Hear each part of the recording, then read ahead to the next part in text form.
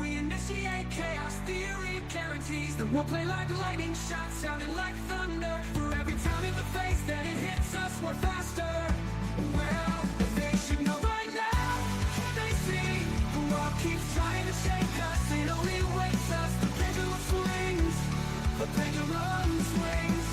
It's in a beautiful darkness. Only another. It's full steam ahead. Full steam ahead. All above the Betty Express.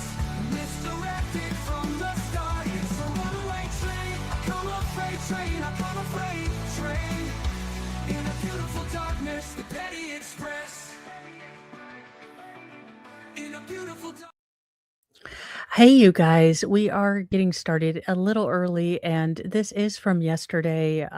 Me, myself, and I made an executive decision to, finish this up this morning. We do get to see the cross, and I was just in such a mood yesterday that I couldn't even be tempted by a really good cross.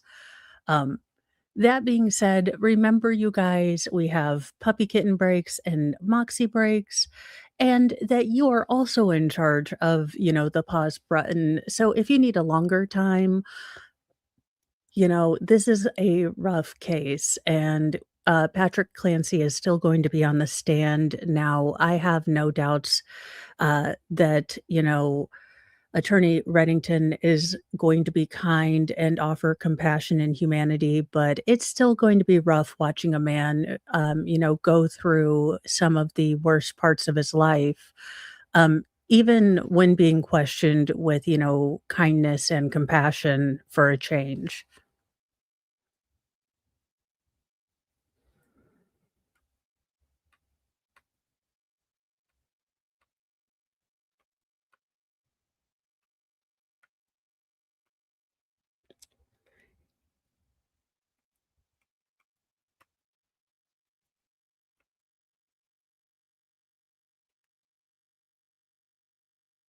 Okay, why am I not hearing anything?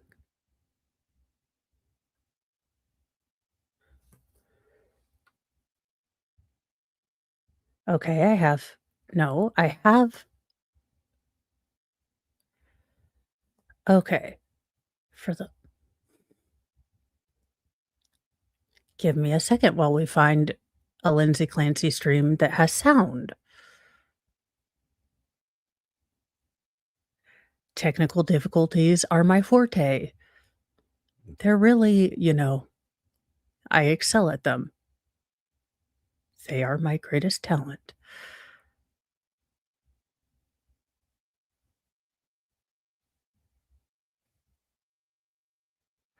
Okay, there must have been just parts where we did not hear, and then the volume comes back on.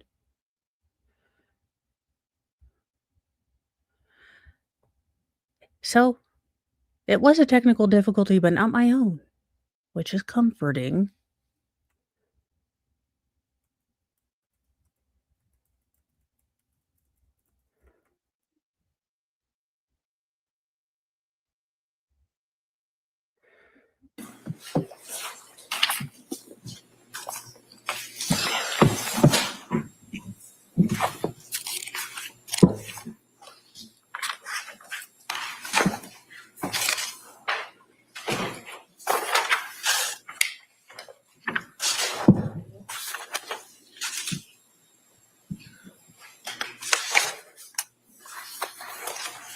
Units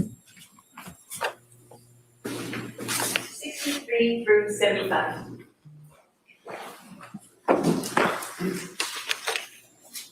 Mr. Clancy, and if I ask a question and it's difficult, or if you need a break, I'm sure that, listeners will certainly give you a break. I have been reliably told that to be a real authentic, YouTube true crime trial watcher, these are the eyebrows that one must have. So I am trying to do my best to improve every day, and have ridiculous glasses. See, I observe and watch and learn. Right. push too hard, just let me know. Yeah. Right? Yep. Appreciate it. Okay, so again, just representative of the Facebook postings that Lindsay would post as the mother of your children. This, for example, would be July of 2018. Yep. Can you tell the jurors who that would be? That's Cora.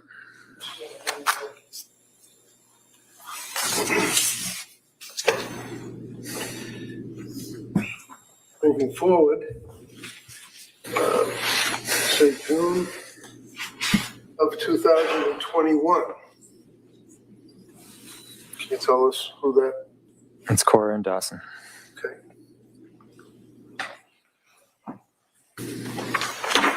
Again, the end of July 2021. That's us with Cora and Dawson.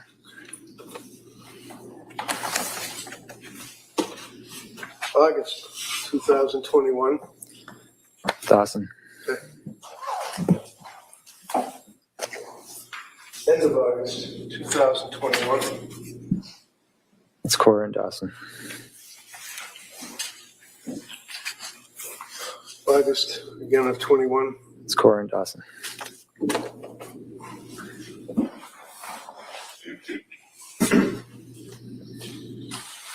Number 1 of 21. It's Cora and Dawson. Is that first day of preschool? Yeah.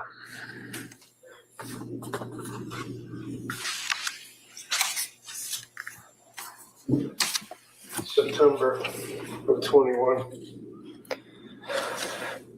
That's Lindsay and Cora.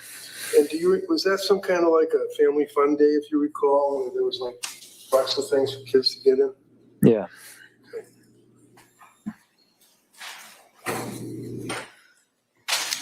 The end of September of 21. Cal? No, that's Dawson. Dawson, okay, September 21. Callan was born when? Sorry. May 2022. Okay. And Christmas Eve, December 24th of 2021. That's Cora's birthday. Okay, and that's her birthday party that year? Yeah. Now that's 2021, right? Correct. Fast forward 1 year, and that would be Christmas of 2022, right? Right. And was that when you guys had the birthday party for Cora at the trampolines? No. When was that? I believe it was January 7th. Okay, but that would have been for that particular birthday, right? That was for the birthday with friends because most people weren't available on Christmas Eve. Christmas Eve, right? Yep. Okay. And then down again, September 1st of 22. Remember when that was taken? Yeah, that's with Callan and Dawson. Was that your yard? That's in the backyard. Backyard. Okay. I'm trying to not say anything because I have been in a super ranty mood all morning, and I was trying to reset to come in and, try to be objective like I do every morning for about the first 5 minutes. I dislike to the depths of my soul that these victims, and Patrick is most definitely a victim, have to, in front of us, look at pictures of happier times, because as someone who's lost someone, those are punches to the gut. And they can be so comforting at sometimes. But if you're not expecting them, or it just hits you wrong, those can be incredibly painful. So I don't like it, but I do think that the defense has to establish that Lindsay was an involved mom. She didn't get tired of her kids. Again, I really am going to need the Commonwealth to explain this to me like I am one step down from Sling Blade, okay? Because your narrative is that Lindsay got tired of being a mom and just wanted to do whatever. She was like, I don't like the kids anymore. when the only time she showed outward signs, like actual, signs that people around her noticed anything, was when she was having to go back to work and be separated from her children. So how do you square that circle? And legitimately, if I am just too stupid to understand this, but you know, uninvolved mom getting anxious because she's going back to work because she's gonna miss her children doesn't square to me.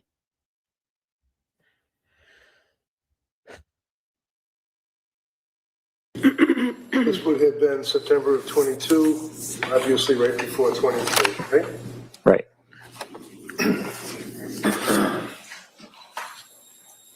And again, for this one here, July of 22, can you tell me, Ferris, you guys had a pretty good summer that year? It was a good summer. Yeah. That was on Cape Cod. This picture was on Cape Cod? Yeah.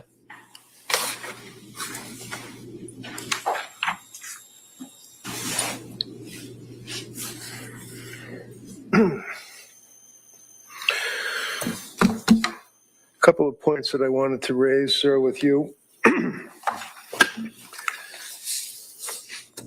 We have an email sent from your, is it Surface Pro? Is that what it's called? That was my laptop. Yeah.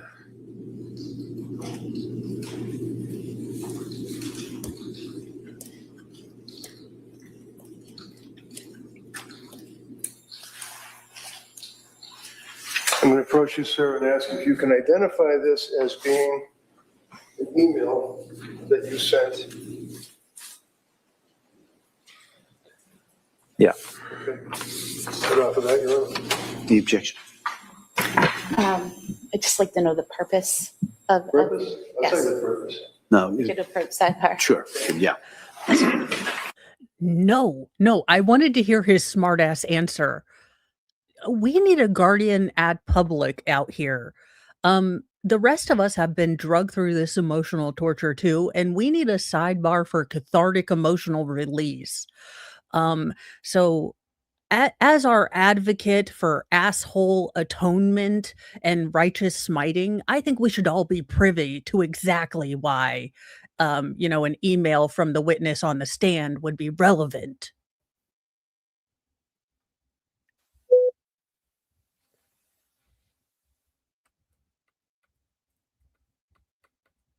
Admitted.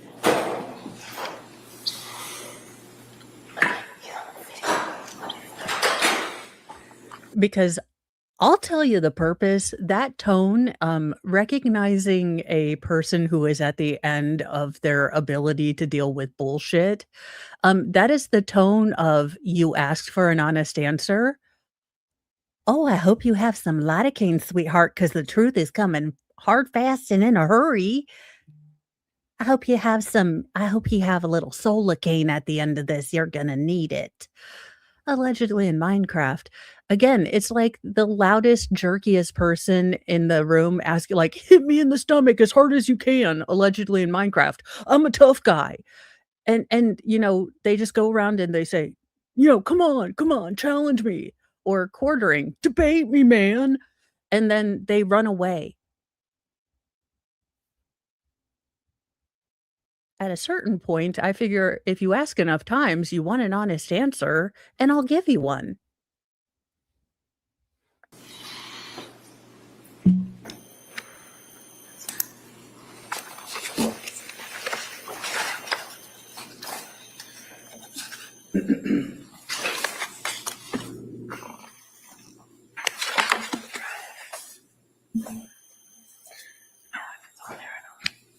Well, while we're waiting for the copy, let me just move on to something else.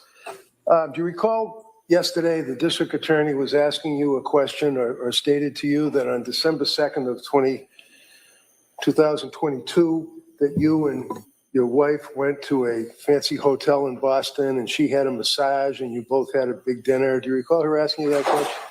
Yeah.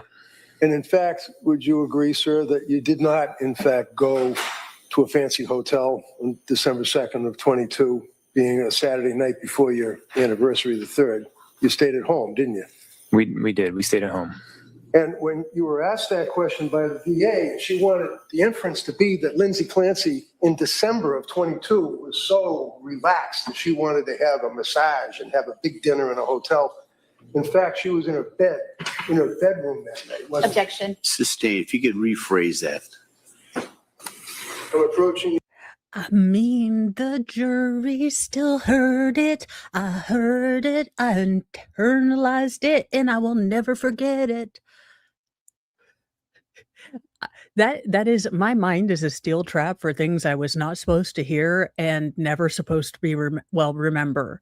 Now, being that I am a vault with integrity, I usually, keep what I have to the grave.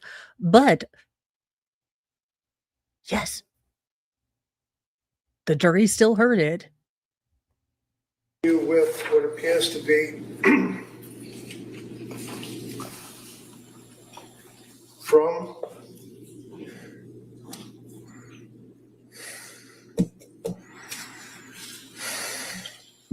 one of the photographs that the district attorney had showed you yesterday with her in a mask, and I believe the Dawson in the mask, right? And then Yep. now that photograph, sir, was actually preserved, if you will, on the Laptop Pro computer. Isn't that right? Did she send that to you? She sent it to my computer. Okay. I don't know. And where was she? Do you remember when that picture was taken? Let me I just show you. didn't see Yeah. That's what the photograph was.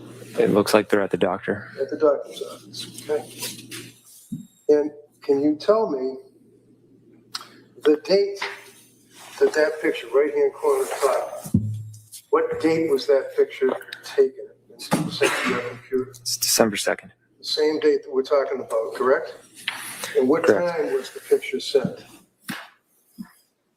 12:45 p.m. Okay. So the jury.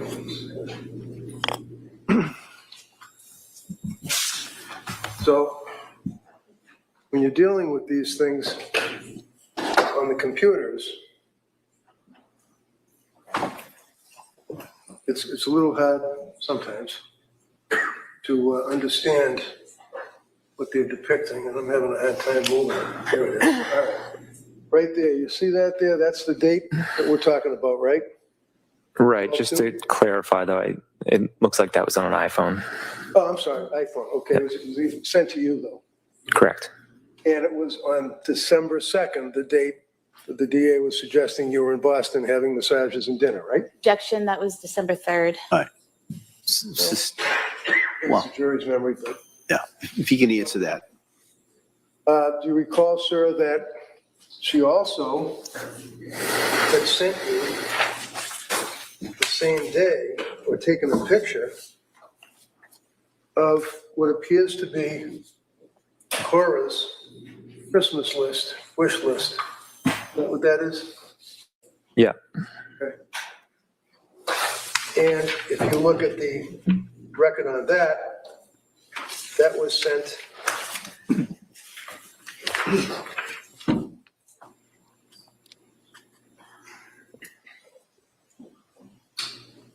if you can read that, It's December 2nd at 6:13 p.m. 6:13 p.m. And then finally, if you look at the metadata that is apparently buried in the photograph, it gives latitude and longitude of where the photograph was taken. Is that right? You're familiar with metadata, I would imagine. No way I can't do this. Okay, I am not comfortable with technology, but I am not quite sure where the defense is going with this. And I'm also one that, unless today is just not a good day for me to do notes, but unless I am taking copious notes, exact pinpoint dates and events, need to be very clearly defined. I need to be very clearly oriented, or I do feel very discombobulated. So I wonder how the jury is interpreting this and also where we're going with this, because I'm sure we have a point. I hate it when we get into the weeds because I'm not quite sure where we're going. Use the tape. Use the tape. The tape on the thing tells you where to put the. Oh. Thank you. Yeah, that's our address. Okay. And that would be the metadata with the latitude and the longitude and shows you where these photos were taken, correct? Correct. About these, Ron? So I think we had Exhibit 76. They're making a copy of that. You want to mark that? I don't know if we marked that yet. That was the earlier one, just so everybody can keep this straight. And this latest email would be Exhibit 77.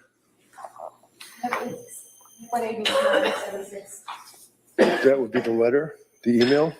That was just copied. Yeah, the email right here. Yep.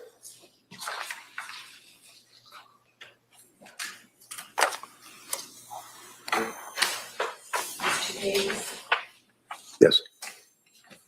It's 76 and 77. Okay. Thank you. Now, sir, Exhibit 76 is an email from you to, and we will going to delete the people that are on the email, if I may, Your Honor, as we mark it as an exhibit.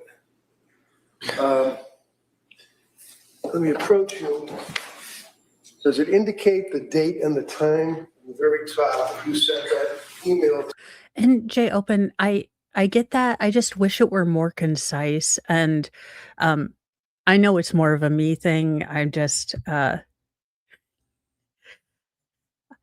unfortunately I am learning about myself that taking notes and kind of being in the moment, or taking notes kind of takes me out of being in the moment with the trial. So I'm trying, especially with this more emotional trial, since the facts aren't as much in dispute, or at least I thought they weren't until we got to right now. Looks like I will be taking notes. I was trying to more get the emotional tone and tenor of the case, which I find hard excuse me, to always follow when I am taking notes. But I do have a notebook, so that works too. I just thought that we wouldn't be getting into the specificity I would need to take notes, but I do struggle with events and timelines, so I will start taking notes. To your staff members or people that work with you. It does. Yep. Tell the jurors what the date was. It's January 24th at 5:24.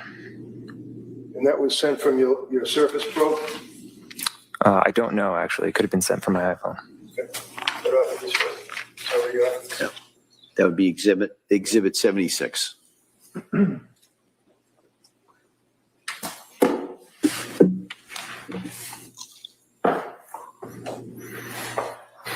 Now, when was Callan born? May 26, 2022. My memory serves that it was a good birth. It was not easy birth, but I mean, there were no complications. There were no complications. And were both of you very happy with Callan being born healthy? And yeah, we felt very lucky.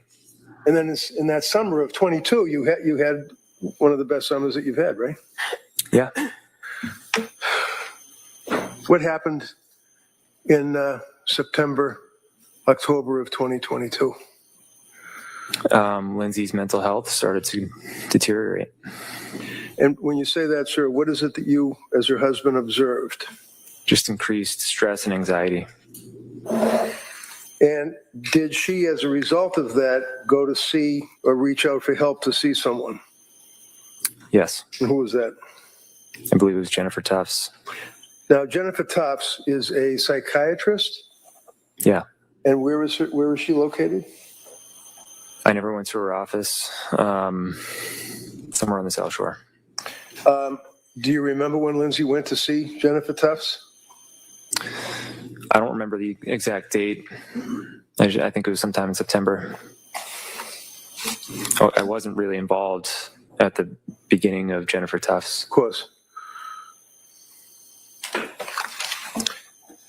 Do you recall that the difficulties or the trouble, so to speak, began towards the end of September into October of 22? Yeah, it was pretty gradual. Okay. But do you remember when the DA asked you yesterday whether or not you used your computer to Google suicide in, I think it was August of 22? Do you remember her asking you that question? Yes.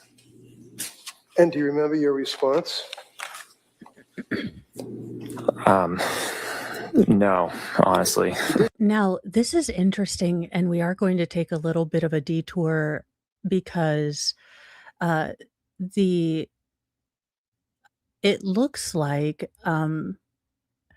the defense is asking for a forensic digital analyst, Cellbrite operator, kind of computer matrix knowledge person to look at the state's evidence regarding some of the digital evidence. This was posted yesterday, or, this motion was made yesterday. It will be interesting to see if there are discrepancies in some of the things that the state is using to pinpoint sort of the masterminding, the planning of this, whether and I'm not a genius. Hell, I still cannot figure out how Slong to die in cold and how the hell or what the hell time that is. I have listened to 753 experts, and no one can make sense of how Slong to die in cold. And I say that rather jokingly, but also with the transparency that computers and technology rarely make sense. So maybe there is a segment of the population that understood how all of this happened. But I think it will be interesting because the fact that this was filed yesterday would seem to imply to me that the defense, there is something that the state is misleading us about or not being exactly truthful about the metadata and what it actually implicates or implies. Allegedly. You Googled that, did you? I don't think I did, no. No. But I'm going to show you, sir, a web history of your computer. Have in mind that the question was asked of you as to whether or not in August of 22, you Googled suicide, and you responded no, right? Correct. The inference being, I guess, that back in August of 22, she would have Googled it, apparently, right? Sure. You know a guy named Tim Hall? I think you mean Tom Hall. Yeah, Tom Hall, I apologize. Who's Tom Hall? He's a musical artist, He's a what artist? like a country artist. Country. Is he like a guitar playing guy or singer? I don't know why this just strikes me as funny. He's like a country, like he has a guitar. I don't know why that just struck me as so funny. It's just such a non sequitur in like this series of conversation where we were going, and then poor Reddington is like me, like they're famous, really. Really? People like him? I'm not being pranked? And I'm sure he's a really good singer or person. I don't know them, so. Yeah, was. Oh, When you say was, what happened to him? He committed suicide. And I'm going to show you, sir, your Surface Pro records back in August of 22. Do you recall Googling the name Tom Hall so you could access one of his new albums or new records? I do remember briefly listening to Tom Hall's music. Okay. Now, you've never seen, you haven't seen this document before, correct? Correct. All right, and this would be, I'm sure you're probably familiar with it. When you get a phone dump or a computer records dump, you get a printout of all the sites that somebody would go on, Google, Wikipedia, things like that. Right. If you can look to the right. Yep. Down a little bit, you see, I think it says Tom Hall. Yeah. What does it say on Tom Hall? It says his Wikipedia page. Yep. Let me see here.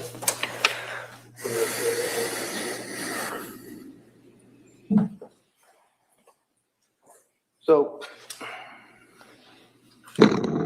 here we've got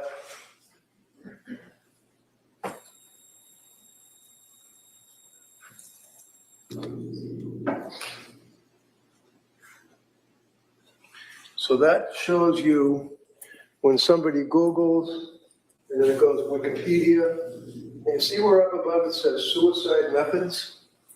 Yeah. Now, you didn't, as you said to the DA, you didn't Google suicide methods, right? I didn't Google suicide methods, no. But in fact, sir, when you Googled Tom Hall, it took you to the Wikipedia page and it said that he died, right? He did, yeah. And then you clicked on the Wikipedia page and it went into a hyperlink. You know what a hyperlink is? I imagine you Yeah. know. Hyperlink. Yeah. What is a hyperlink, just so I know?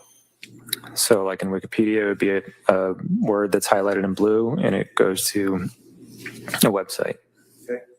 So if I suggest to you, sir, that as you move down on your searches that afternoon, that you were looking at Tom Hall, that it brought you to ways to commit suicide, Tom Hall, Google search again, Tom Hall, all on that date at the same time. And you were just looking to see about the guy because he killed himself, right? Yeah, I think so. Yeah. Right off of this. Any objection? Can I just,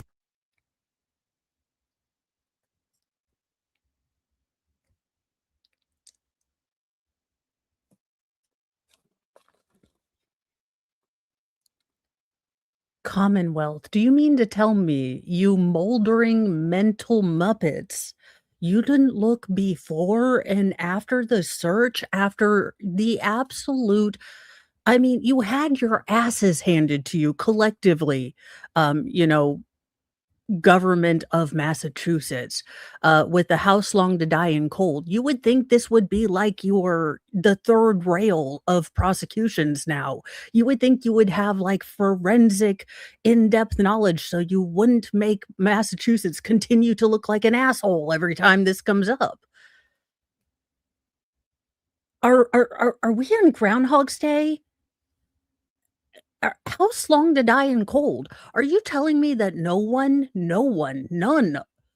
of the duo of the humorless, joyless cat ladies, um, you know, sister councils and cahoontery decided to look at the before or after when they found this, this suspiciosus search?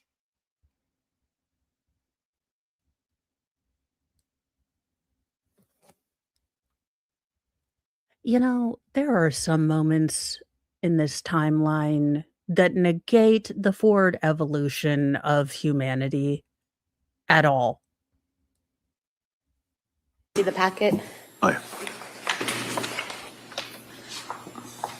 yeah. Again, Your Honor, I got that discovery from the DA, so it's.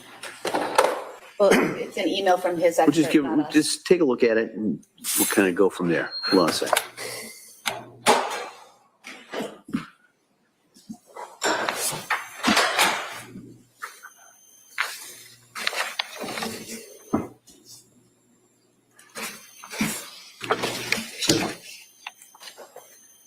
Britain blowout. Were they trying to do a shadow route, or did they simply just not decide to do the same color throughout the entire hair? Were they going for a calico look? I mean, I understand that my hair is multitonal because I do mine at home. Because while I have aspirations of, well, just being flush with cash, I find it hard to spend $200 to do something I can do myself. Uh, but ma'am, you paid way too much for whatever straightening treatment you did prior to the trial. You actually looked really good with curly hair.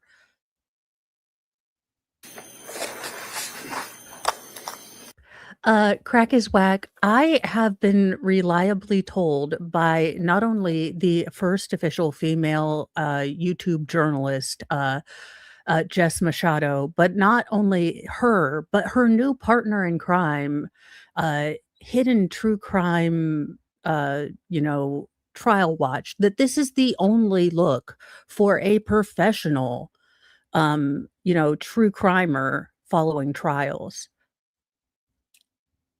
And I figured when in Rome, do as the Romans do.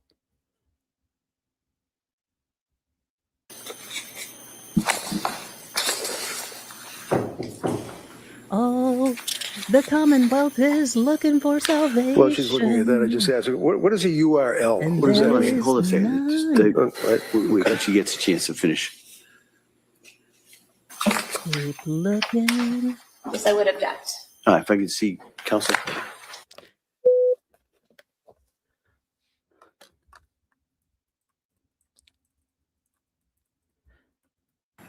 Being marked Exhibit E for ID.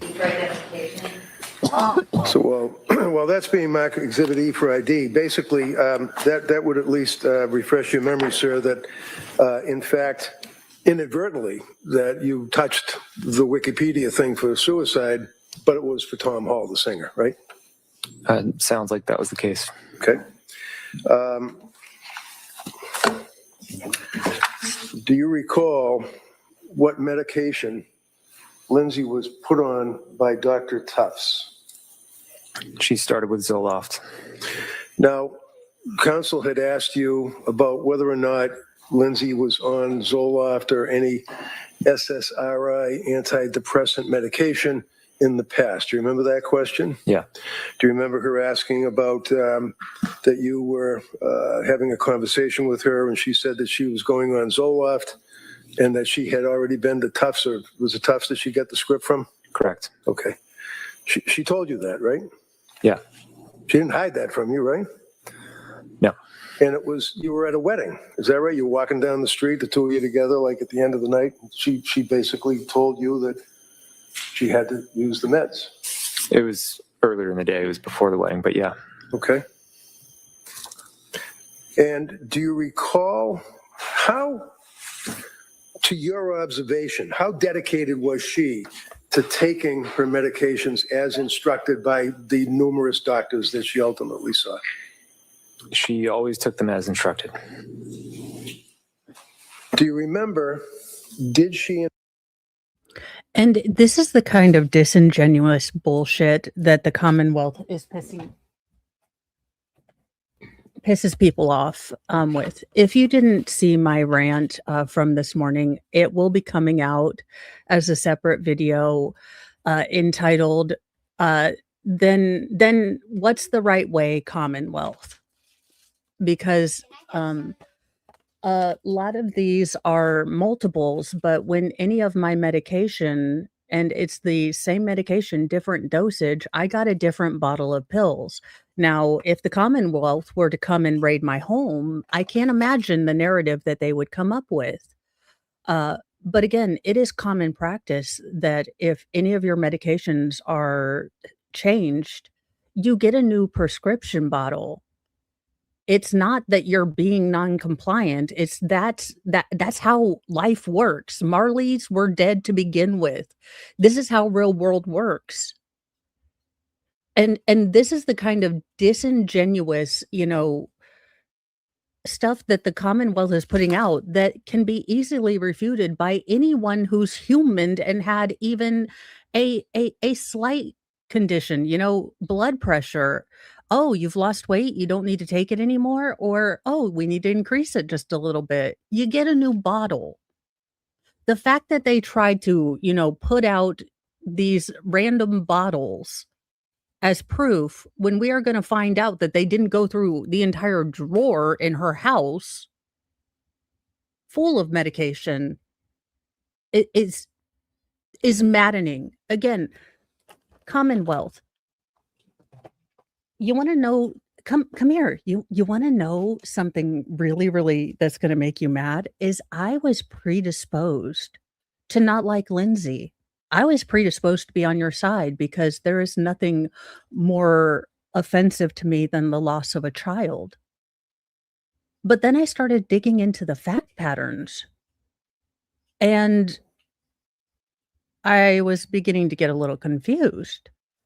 And, with your opening statement, I thought you were going to have all this evidence of how she had Pinky and the brained this, but your evidence has been as such that Lindsay wasn't a anachronistic caricature of depression, just in her room, unable to move, drooling, unable to hold conversations. Now, I think you're confused because depression has never been synonymous with, uh, you know, like developmental issues. So I don't know where they're getting this caricature other than one flew over the cuckoo's nest. But unless you are apparently like so clinically like disturbed that you're running around nude calling yourself the son of, God, you are a manipulator and you're basically just pill shopping. Again, I think it has been incredibly eye-opening to me because even with the added things that one of the children who is no longer with us, one of those beautiful angels, has the name of one of my children. And I was very sure that I wasn't going to be able to be even an inch sympathetic to Lindsay with all of those fact patterns. But then I started looking more in the case. And had the Commonwealth had anything, actually functional, this is their first witness. This is the witness that's supposed to get the jury. Yes, we dislike her. We want, these are the, facts to get us hooked. And thus far, they've brought out the fact that they had some pill bottles and that she was not drooling in a corner, rocking, uncontrollably as their thesis statement as to how she could not possibly have a mental illness. And we wonder why we have a mental health problem in this country. And this isn't the first time we've seen this from a prosecution in a Commonwealth. If you guys are not a prosecution, but now this came from a defense in a Commonwealth state where he likened schizophrenia to being uniquely linked to the use of tinfoil hats, and that the ex-boyfriend's, diagnosis of schizophrenia and the fact that there was tinfoil near a victim's body, he was obviously involved. In fact, have a diary that she kept of the milligrams, the type of medication, the date that she took the medication, and what, if any, reactions that she had to it. Do you recall that? Yeah. And do you remember where that was kept? Did she keep it in any particular place? I think she kept it in the kitchen. In the kitchen. So I'm going to show you a photograph that the state police took in your house. Is this a fair and accurate depiction of your kitchen? Yeah. So that kind of shows a bunch of books that are in like a cabinet or something, right? Right. I'm going to show you this enlarged spine, if you will, of a book. I ask if you ever saw that before. I don't recall seeing this. Would you agree, sir, that this book is, in fact, the same book, the same coloring that was in the bunch of books in your kitchen. Yeah.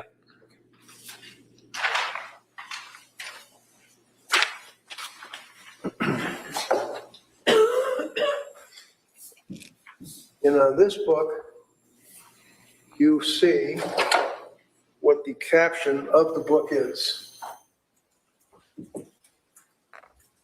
Yeah, it says good moms have scary thoughts. We do. We do. I remember distinctly, and again, probably a very, big sign that I was dealing with postpartum depression, but I remember being so anxious and wanting so much to be a good mom when my first daughter came home that I didn't sleep for 3 days. There is no logic to it. Even looking back, it sounds irrational, but I thought if I didn't keep looking at her and watching her, something bad would happen. And it's not because we're neurotic, it's because we so deeply love our children that even the thought of something happening to them ruins your world. And I can't even speak about the pain of parents who have lost a child and, what that would be like to carry around, with you every day. But, even in a small sense to understand and have that sort of intrusive thought that you can't control, you know, if I go to sleep, something bad is going to happen. Or, if I don't make sure that I write down all the notes for the babysitter, something's going to happen. It's not control. We are trying to, in a productive way, deal with the anxieties that that that are constantly wandering around in our head because we so wanna do this parenthood thing right. At least that's what it was for me. I can't speak for anyone else, but I have a feeling that, most moms who go to sleep, worrying about in my experience, it's been the moms who often think they're not good enough and, terrible moms who struggle with mom guilt that are actually doing a really good job. And it's the moms that loudly pronounce, like Ruby Frankie, that they're the best moms and we should follow their parenting because they have it figured out. Those are the real monsters in my personal experience. But, you know, life experience varies. But the fact that this is so ubiquitous that there is not only one book, but I bet if I go on Amazon, there are dozens, if not hundreds of books about parental anxiety, maternal anxiety, new mom anxiety, oh, empty nest mom anxiety, perimenopausal mother anxiety. So the fact that we have hundreds and thousands of books written about it, but it's not a thing that women have been maybe hiding or masking for generations. It's manipulation.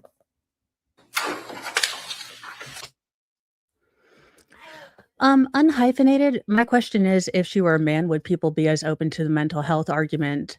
I am not sure, and there is, I have seen a infographic or a meme about that with another case, and, uh thank you, youngest, most feral co-host. Yes, despite, not being one with technology, I am aware of memery.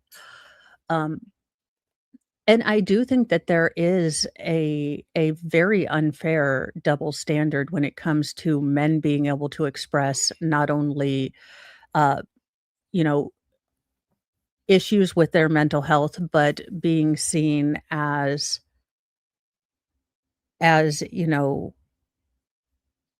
how do they express those feelings? We've had an entire generation, where we've told boys it's okay to cry, but then the Johnny Depp, trial pretty much proved that no, it's not right for these men to cry.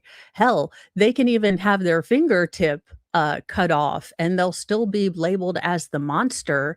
And, their victimizer can be recorded saying, "You're a man. No one's going to believe you." And by God, they almost didn't. How many men have we lost? And I say this as a mom, as a wife. I am just as passionate because I love men. The men in my life matter. So as much as I can speak in personal experience and it may seem more passionate about, you know, this type of mental health struggle because I I can explain it. I can feel it more so than I will ever understand, what pressures men have and how they have to express things in our society now. I will never get that understanding of what it is. And I am grateful for my female privilege. I realize that because, men have for generations gone out and fought for my safety, and done the jobs that were dangerous and very hard. I have a wonderful life. You know, my husband has been a provider, and he is I wanted to stay home. Not every woman wants that, but I got the privilege of making that choice, and my husband worked his behind off so that I could do that. Um, and I will be looking into the other case because I think it is just as important to speak for men. Um, because I think that there is a crisis there as well. I find it hard. Eh, okay, I'm not going to sugarcoat this. Look, it takes a lot of energy to try to PC things. Um, I'm just going to go ahead and say on both sides of the political sphere, the insertion of the morally uprighteous, loudmouth white woman to speak for others' pain has been nothing short of catastrophic. And I say this as a white woman, but I will only speak for things that I know about. I would never in my life want to speak about something, even if I've studied it a long time, like I have authority on it. So I will be inviting because I think it is an important conversation to have. But I don't have the bandwidth to have it right now. I do want to have it. But I guess this is a good segue that man, woman, zim, zer, furry, zuri, scaly. If you're struggling with something, mental health, I hope you get the help and support you need. Because at the end of the day, we're all people and we all deserve to feel the best we can in the body and mind we have. And I'm going to approach you with this document, sir, which would be a number of pages from the book, the cover of the book, and the inside of the book. Just, you've never seen that before, though? Don't recall seeing this.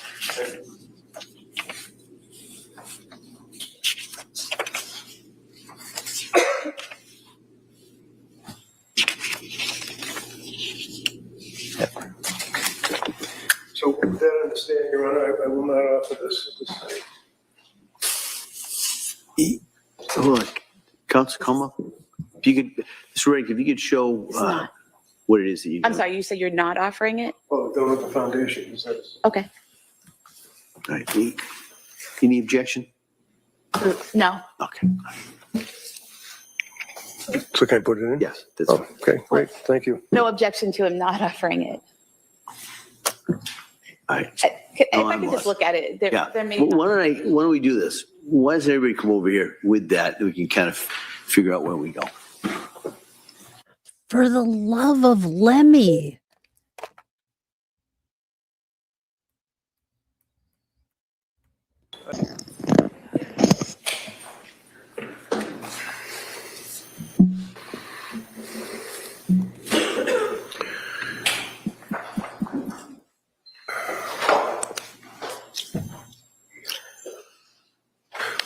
was the next doctor, if you recall, that Lindsay went to consult with?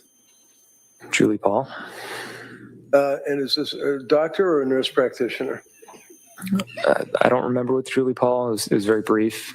Okay. Now, is it fair to say that Julie Paul was at South Shore? Yeah, correct. And Julie Paul was a friend of your mother's, is that right? Yeah, I think they were acquaintances. Yeah, And your mother was a nurse also at South Shore Hospital. in L&D. Yeah, L&D Labor and Delivery, same thing. Okay. And your mother was good enough to refer Lindsay to this person to consult with, right? yeah. I don't think it was a formal referral. I think she just said this is a specialist that you might want to talk with. All right. And did she go to see the specialist? Yeah. And did you go with her, or was this a? No, I never met Should Julie back Paul. myself up. Were these like in-person meetings, or are they like what do you call them, Zoom meetings? And Most of the meetings were Zoom. The only in-person that I'm aware of was with Rebecca Gelata. Rebecca Gelata.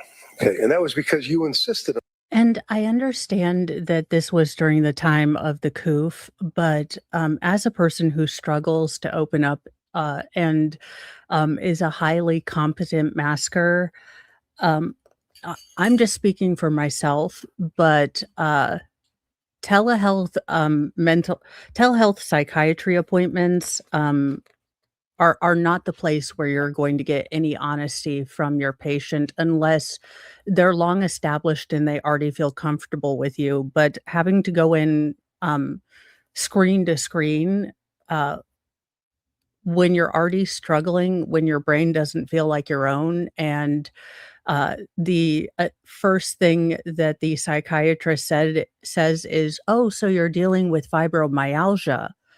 And you have to say, "No, I have CRPS." And they say, "No, it's basically the same thing." To which you autistically spout, "Then why don't they just name them the same thing?" Yeah, he didn't like me. I didn't like him. That was fairly established. But can I tell you that I wouldn't have opened up and unmasked anything for that man? And probably no one else unless I felt like I was going to be dealing with someone who was going to take the time to listen to me. So I can only speak for myself, but I find the whole idea of mental health Zoom calls to be quite odd, but it might be very, very comforting for other people, you know, the anonymity and not having to leave your home. I just find it to be very impersonal and hard to open up. And if Lindsay is type A, hyper masking, and a lot of the things that I am, from personal experience, I will not open up in a Zoom call, especially to a medical professional who isn't really listening to me. On it, right?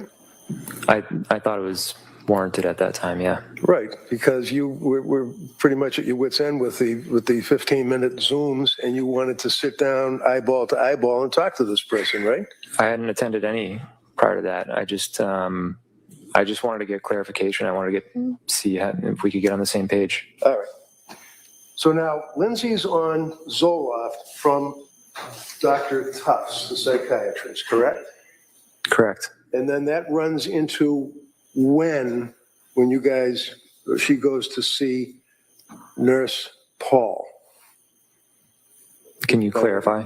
What was it? Can you clarify what you're asking? Yeah, what month? When was it that she saw Nurse Paul? Maybe October, but I'm not sure. Okay.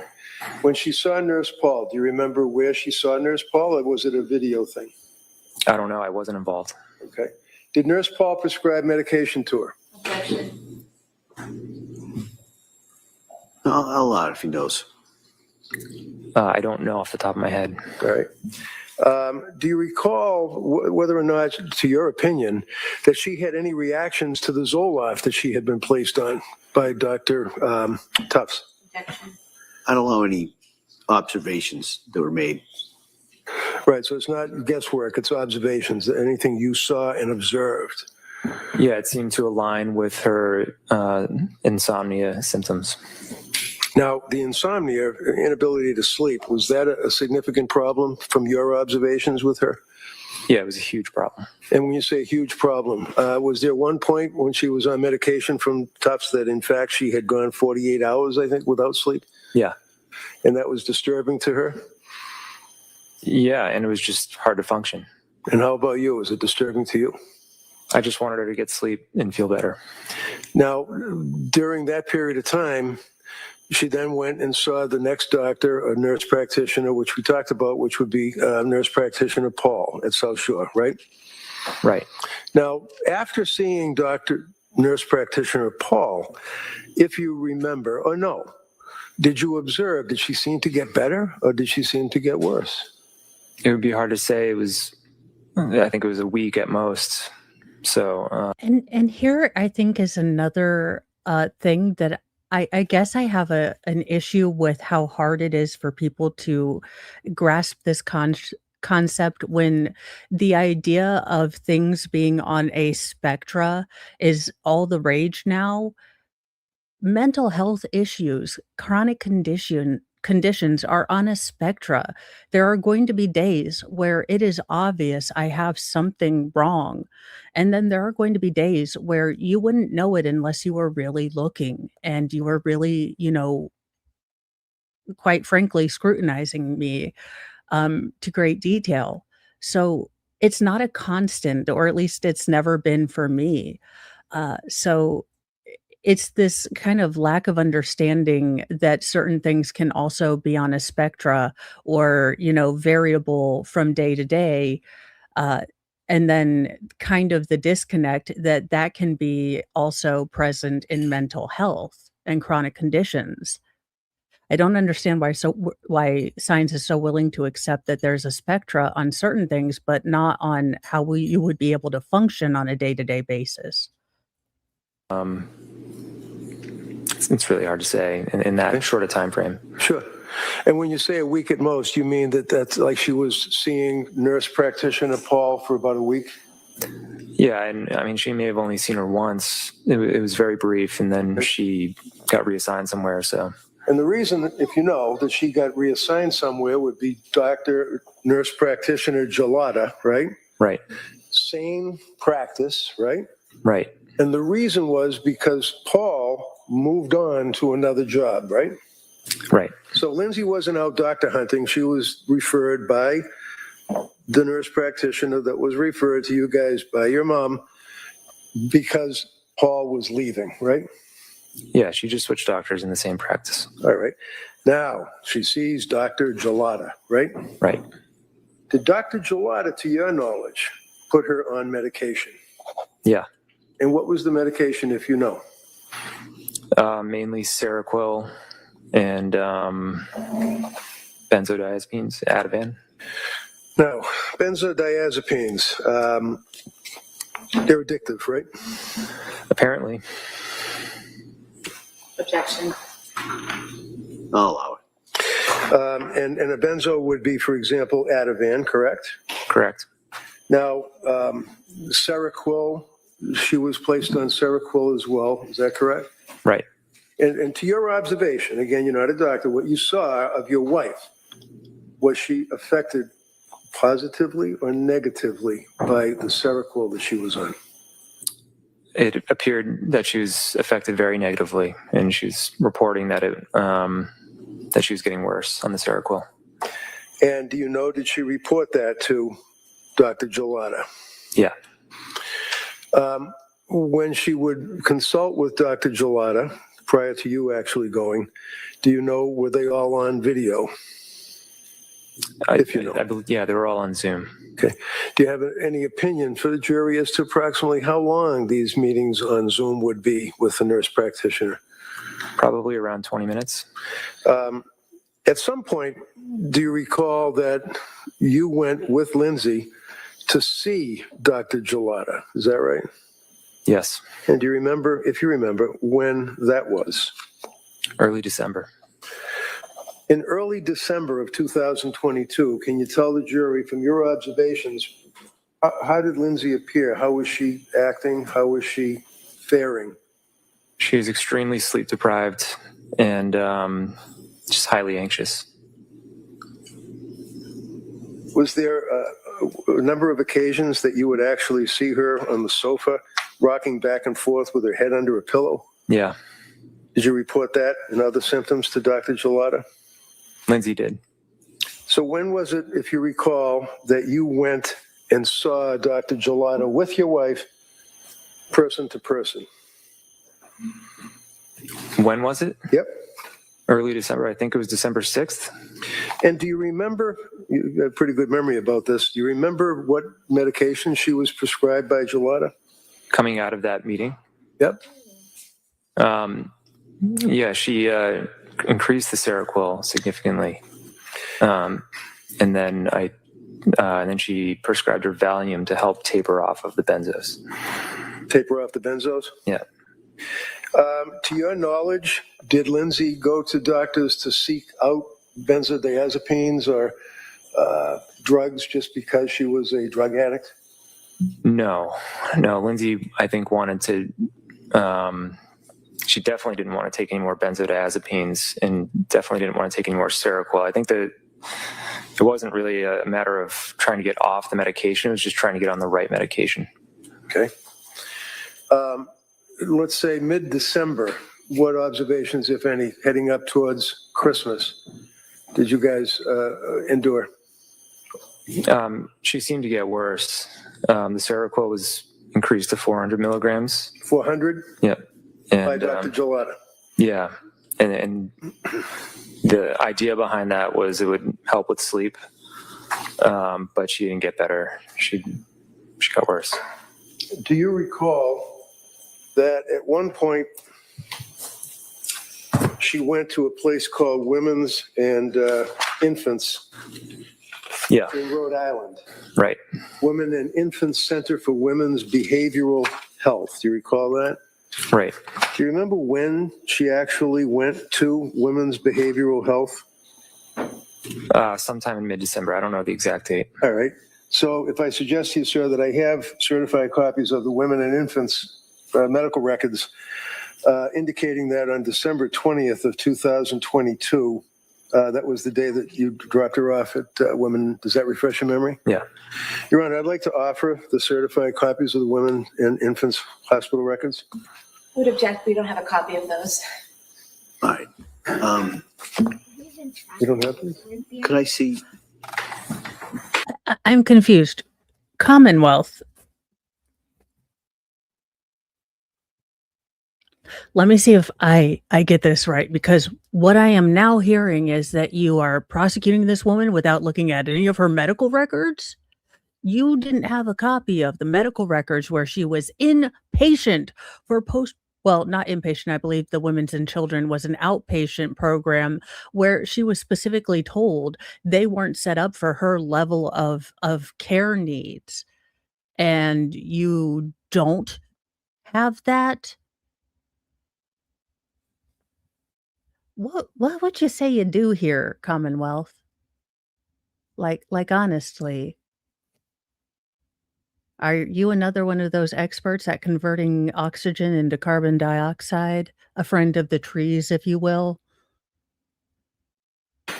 Everybody here.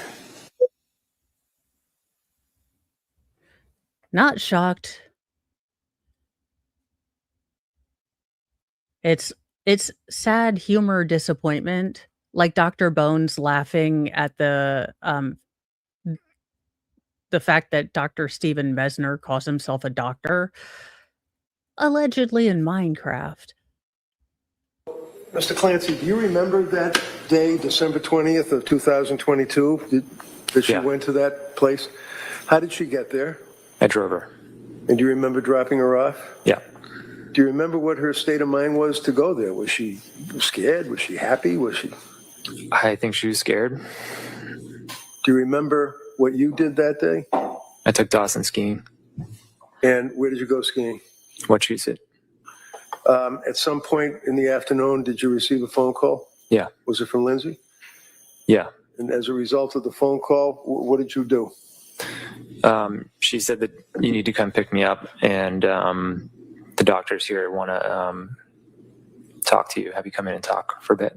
Okay. Did you go and talk to him? Yeah. Do you remember who you talked to? I don't remember their names.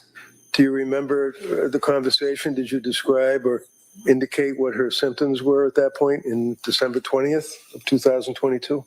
Yeah, the conversation was they didn't. Objection. Yes. Sustained at this time. Did the people at Women's and Infants Facility in Rhode Island prescribe any medication to your knowledge? I don't think so. They provide any counseling or anything? I think they tried to, but they felt that it wasn't the right fit for Lindsay. Okay. Do you recall that in fact it was because of the drugs? They weren't sure what symptomology would be because of the drugs? Objection. Sustained. Do you recall whether or not the people at Women and Infants in Rhode Island reached out to Dr. Gelada? Objection. I don't think so. Well, if he knows. I don't think they did, no. And was it one day or half a day that she went to Women and Infants in Rhode Island? It was a half a day. Half a day. So after you pick her up and you bring her home, it's now you and the kids and Lindsay, and it's days before Christmas, right? Yeah, and her parents were there. Why were her parents there? They were visiting, trying to help out, and I took Dawson to watch Cheez-It, so they stayed home with Cora and Kellen. Now, during that time frame in December of 22, maybe a little bit before, maybe after Thanksgiving, did your mom and dad and Lindsay's parents come to your house and try to help out with the kids? Yeah, I think it was separately though. Yeah, of course it would be separate. I mean, what would they do? Just be there, help out, play with them, to get takeout, play Scrabble. Did Lindsay's mother and father actually stay there and sleep in the basement for They did, yeah. time? Were you aware personally, let me back up, you and Lindsay as husband and wife would in effect sleep in the same bedroom, is that correct? Yeah. There was an occasion though that she said to you about you go downstairs, and then I think she ended up downstairs? Yeah, for the purposes of her getting better sleep. And for her purposes of getting better sleep, were you aware that on one occasion she used a gummy, a sleep aid gummy? Did you know that? I don't recall that, but we did have them in the house. Okay.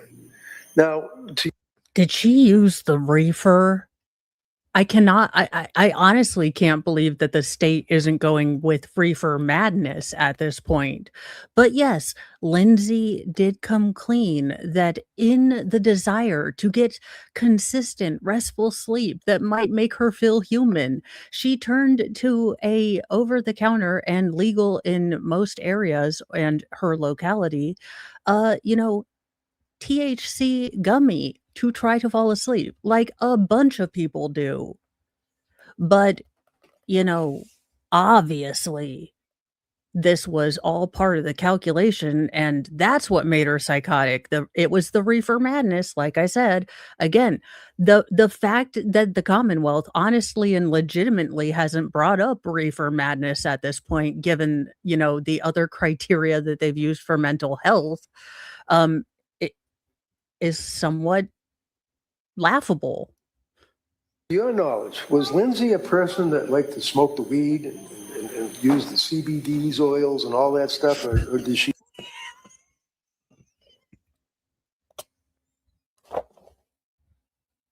Did she like to use the weed, the CBDs? Where did you learn this? I learned it from you, Dad. Okay. There is also another great thing about trials. We can have moments and I can be in a mental space where I just literally am beginning to hate humanity. And then we'll have just things like this pop up for the sanity of all of us. And it's like, but do you use the reefer, the ganja, the devil's lettuce? Oh, no. Volstorm, you are not prepared. I have a roster. We have these, but I felt they were too feminine, and, well, just happy for the people I'm portraying. Let's see. Have these bad boys, which I feel like, definitely would be one that they would pick. Let's see, any other really strange ones today? Not so much, but I mean, I just figured these ones were too happy. Like, these remind me of something that Dr. Ruth would wear as she uncomfortably talks about human sexuality, and I try not to cringe. Um, and, because a lot of my glasses are happy because I have a soul, and even though I'm a cynical asshole, apparently I'm a closet optimist. Um, so I figured these were the right kind of glasses for a morally, righteous, if not, technically righteous, uh, semi-professional YouTuber slash, emotional vulture. I am trying to learn from the best. in the house. Okay. Now, to your knowledge, was Lindsay a person that liked to smoke Oh. the weed? And Haley Mouse, we're actually, we are picking up, the last little bit of testimony from yesterday, and then we will be heading into day 3. I just after the Commonwealth and those 2 little side quest, witnesses, I just honestly wasn't in the mood to deal with Cross in a way that would, I would take notes and pay attention and offer, anything beyond a Samuel L. Jackson level, uh, you know, tapestry of profanity, which wouldn't be good for anyone, and I do try to be constructive. No, I don't, because those toys make loud noises that startle me, but I do try on all the glasses in the accessory section.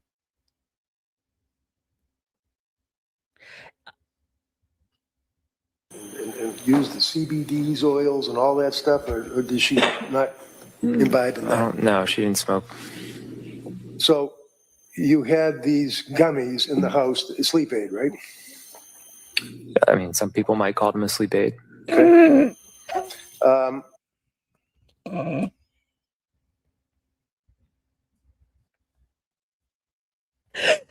I'd be like, "Look, sometimes I use them to sleep, sometimes I use them to make Super Troopers even funnier. I mean, potato, potato. You're not my supervisor, this is America, god dang it."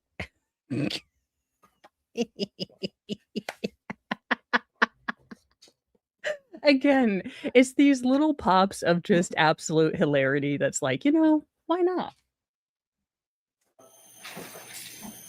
Yes. Heading into the holidays of 22, do you recall where you spent Christmas? I think it was at our house. We celebrated Cora's birthday. Which folder? And then I think we actually went down to Wallingford, Connecticut to be with her parents after. Her parents? Yeah. Okay. And then heading into January of 23, who did she then see for doctors or nurse practitioners, if you know? After she got back from McLean, Yes. she switched back to Jennifer Tufts. Now, before she switches back to Tufts in January, on New Year's of 2022, 2023, you guys drive to Boston, go to MGH, and ultimately she turns herself into McLean Hospital, right? Right. Now, McLean Hospital is basically a locked ward facility, correct? Correct. Was she allowed to just wander around and leave the place whenever she wanted? She couldn't leave, but Couldn't leave. inside she could go to different areas. Can you tell the jury what her state of mind was as she went to McLean Hospital with her husband on New Year's 23 at that point? She was scared. She didn't want to go, but I think it was the second time we went to the ER, and I said, "You have to go." Now at McLean Hospital, I know you visited with her. Is that correct? Yeah. District Attorney asked you yesterday about the excellent care that she was provided with all these counselors and therapists, and you indicated that it was your understanding that she was playing with clay and coloring, right? Right. Can you describe for the jury what McLean was like to you as a husband visiting his wife?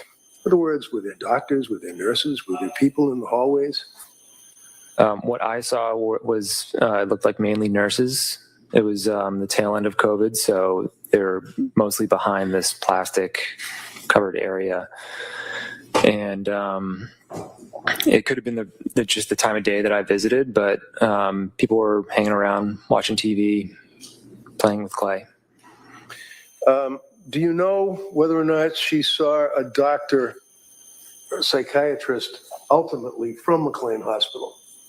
I was not aware of that. The only one I was aware of it was the doctor on the second to last or final day. And what was that, Dr. Goodhart? Yeah. And did you speak to Dr. Goodhart? I ended up calling her. I wanted to see what her evaluation was. So I gave her a call and we spoke, and she said, she's clearly depressed. Sustained. Okay. So you spoke to Dr. Goodhart. Yeah. Did Dr. Goodhart, to your knowledge, prescribe any medication? I think she recommended medication, and then How many medications did she recommend? I don't know if she recommended multiple. I want to say it was Cymbalta, but she said, check with your doctor and make a decision. So when Lindsay left, it was because she wanted to leave one day early because of Cora's birthday. Is that right? I didn't think it was. I don't think it was one day early. I think she had a 5-day stay, which at the time was my understanding was that was pretty standard. And yeah, she did want to attend Cora's birthday. So there's no doubt, sir, in your mind that when she was discharged from McLean, that you got these, right? McLean? Yes. Yeah. That when she was discharged from McLean Hospital, it was not against medical advice. The doctors gave her ill health and let her go with you, right? Right. Or off of the McLean records. Any objection? No. All right, they may be admitted.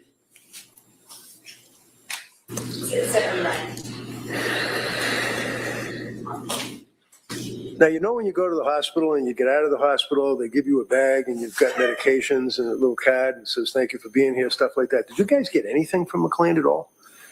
I don't think so. Did you get any recommendations other than the doctor suggesting that you might want to try Cymbalta? Did they give you a script? I don't think so. You know what Cymbalta was? No. You remember Dr. Goodhart telling Lindsay to Google it? I think that's accurate. Yeah. In fact, she Googled hundreds of times. Yeah. Medication, right? Yeah. So when you guys go home, and now it's January, obviously, you had the party for Cora, correct? Yeah.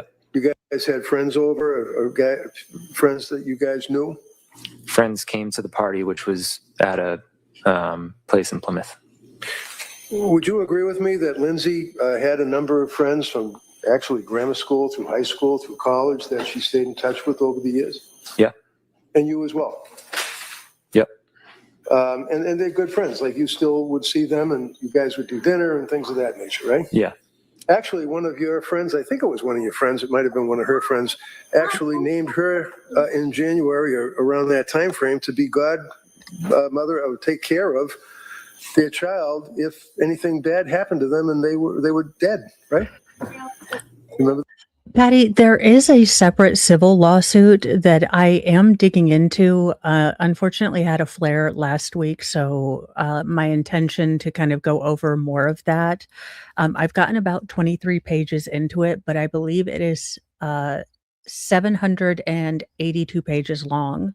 So, but it definitely does lay out a rather terrifying timeline, not only in the amount of multiple practitioners she saw, but the very heavy duty psychotropic drug, not so much psychotropic, but definitely mental health drugs that she was on. Now, these are, usually medications that you cannot just stop without very scary side effects, but these are also medications that in certain cases can cause those very scary side effects.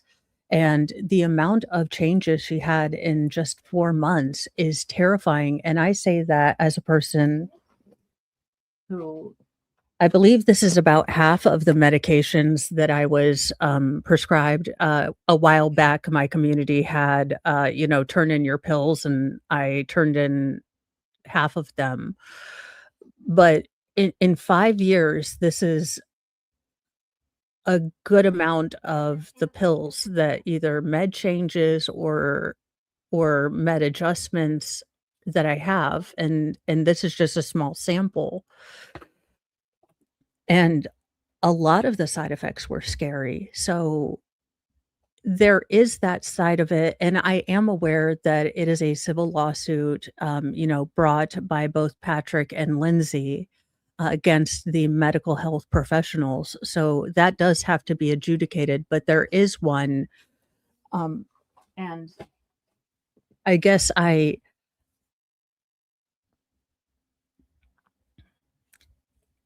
these medications are not Tic Tacs, they're not Skittles, they're not, Tylenol. They have real consequences and some very, very scary, potentially, and sadly, if you believe the defense, actually fatal consequences. They're not candy, they're not Tic Tacs, they shouldn't just be, handed out because the doctor, only has 10 minutes and they decide you're anxious.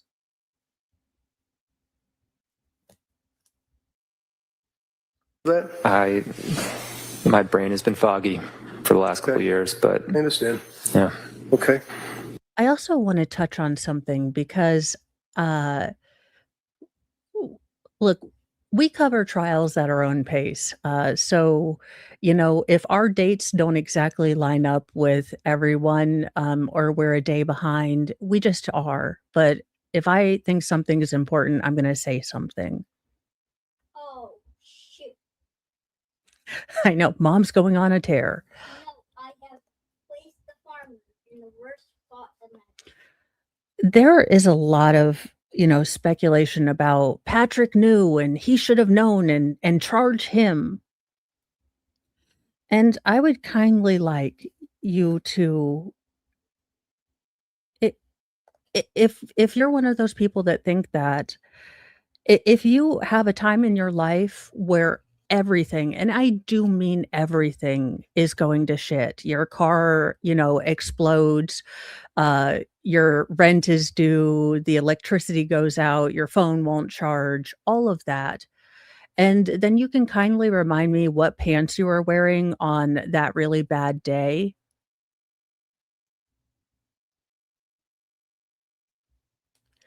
When you are dealing with the loss of anyone, and this man was dealing with the loss of 3 children, you are in survival mode. This man was trying to deal with 3 small children and a wife who was falling apart, and he did the best he could. Trained professionals miss this. Trained medical professionals who like to play God and dispense out heavy duty medications without the real life, having to live in the body with all the side effects. He was trying to keep everything going.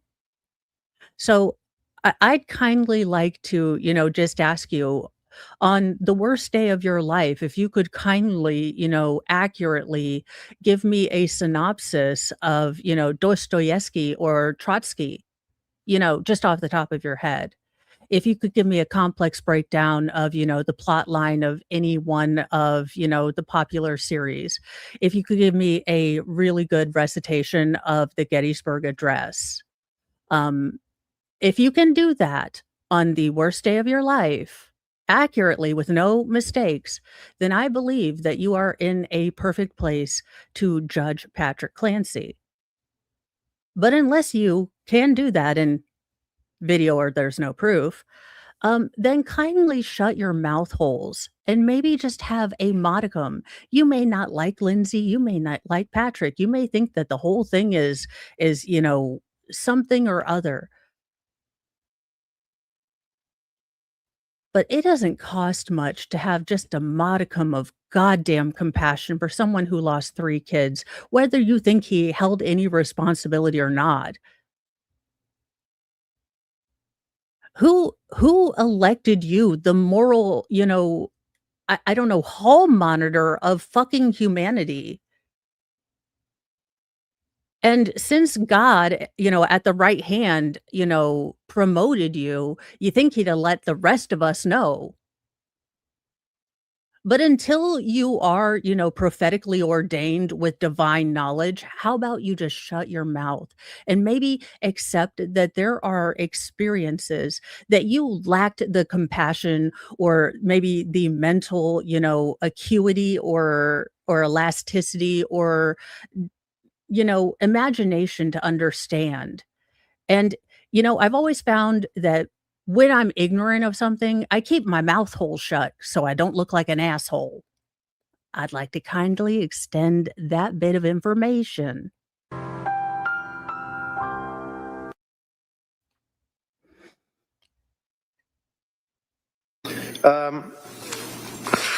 In January, as time went by, do you recall that she would actually continue to take notes of her medications that she was taking, right?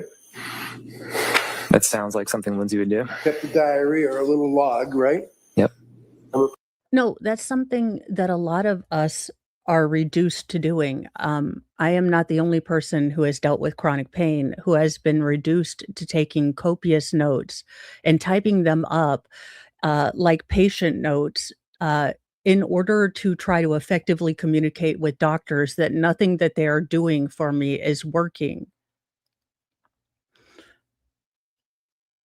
You take notes because again, no one is listening. The words out of your mouth aren't enough for the doctors to listen to. So you maybe think notes. You maybe think, okay, I am not explaining this in the way that they need to hear. It's not manipulation. It's not control. It's crying out, someone please listen to me. Hear me. Hear me. It's not manipulation. It's please, I am trying to scream out and you're obviously not listening to the words coming out of my mouth.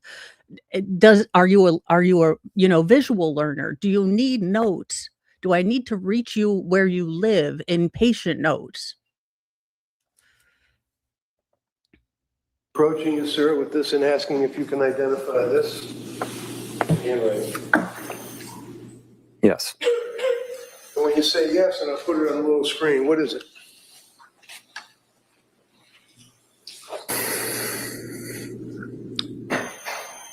It's the dosage of medication that she took and how she's feeling. So this is kind of like a little medical diary that she was keeping. Yeah. For example, here you see on that 5 milligrams Valium, 200 Seroquel, slept well, horrible thoughts in the morning, right? Yeah. And did she at some point, I think the DA had asked you, I'm going to offer this, Your Honor, if I may. Any objection? No. That may be admitted. Thank you.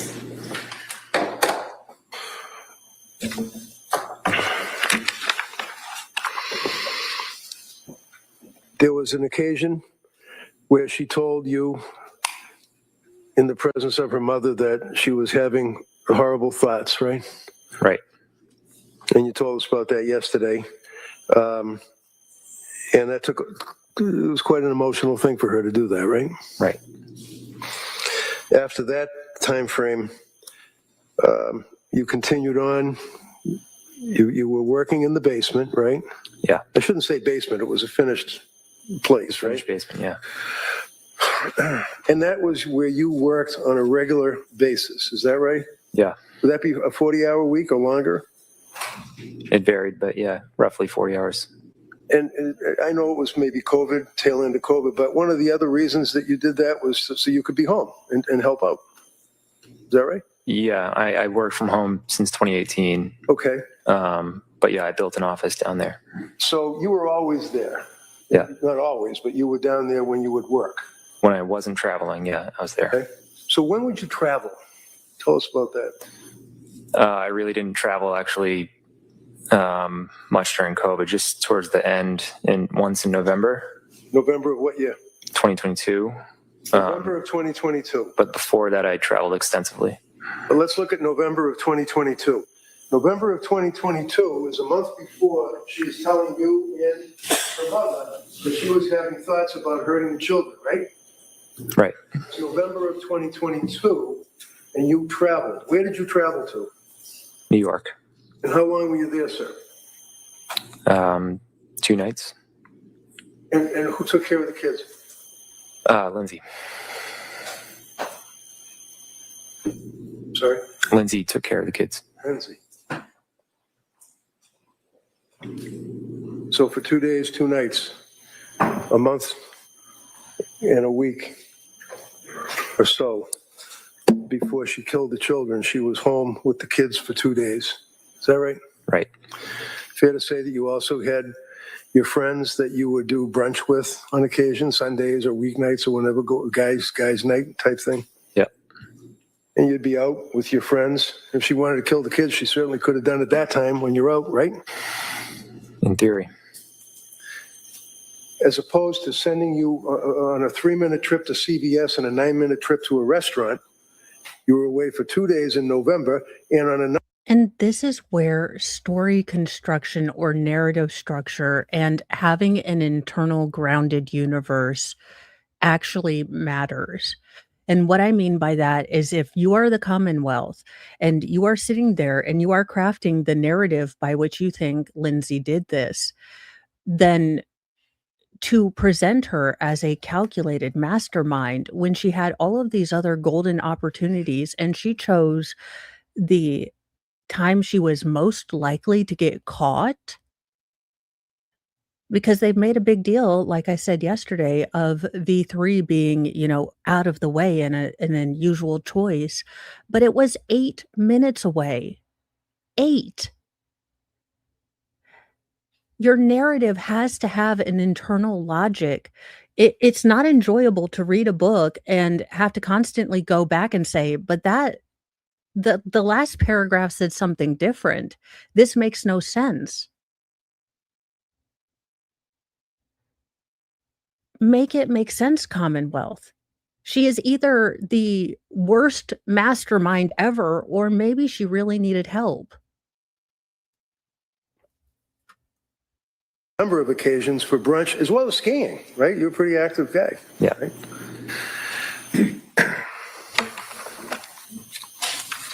I'm going to approach you, sir, and another one of the books that was in the kitchen cabinet, I believe. You remember? You got to start this one. I don't think so. But is it fair to say, sir, that she had a number of books, about parenting and things like that, and this one here was pregnancy and postpartum anxiety workbook. Did she have workbooks? Now, I can tell you as a person who is pathologically against self-help books, mostly because if I have free time, I am not doing homework. And also, if you figured this out, why write a book? Why not just go do YouTube, reach more people? These are my genuine thoughts. However, this is not a woman who again, because I legitimately would not, I would not, be able to do this, but this is not a woman who seems to be doctor shopping and, trying to avoid her problems, or she looks like she's actively trying to fix things. Now, on another note, Expert is on right now, and I am neither Jesus nor Cher, so I'm not gonna tell you, I'm not going to tell you to, lift your thoughts and prayers up, but our good friend Baker is dealing with some health stuff, and uh,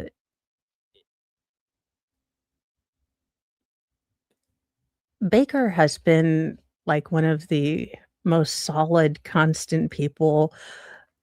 Between expert and me and Volstorm, you have a bunch of crazy, funny people, and Baker's always the straight guy, and wicked funny too. Uh, and I know that the last couple months, as much as we've, eyebrowed and made fun of it, he's been dealing with a lot. And so, he's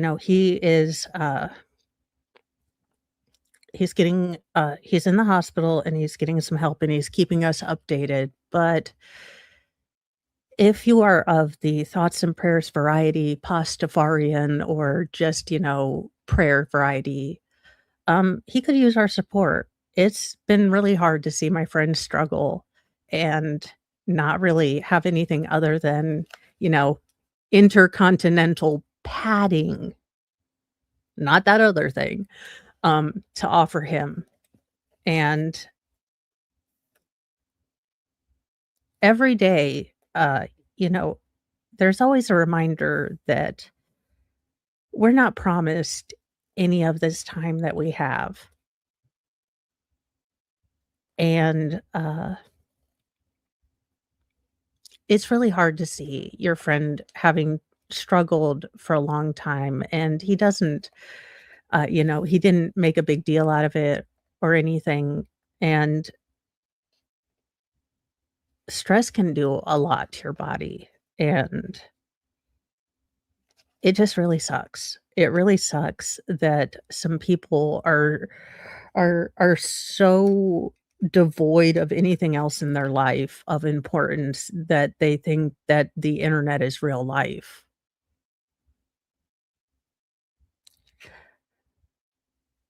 But also I would encourage you, um he's having some um I think he is either dealing with what Mr. Mo was dealing with or not quite sure. So he has they're doing some tests, and uh if he's comfortable when they find out stuff, I will let you guys know. But that's what I know right now. And I also don't want to overshare because, privacy and all that. Baker and every content creator and everyone's allowed to have a bit of a private life. Um, but daggone it, could I possibly and potentially, and look, this is utterly selfish and just a Mo request. Um, could I possibly not be streaming during any other breaking news?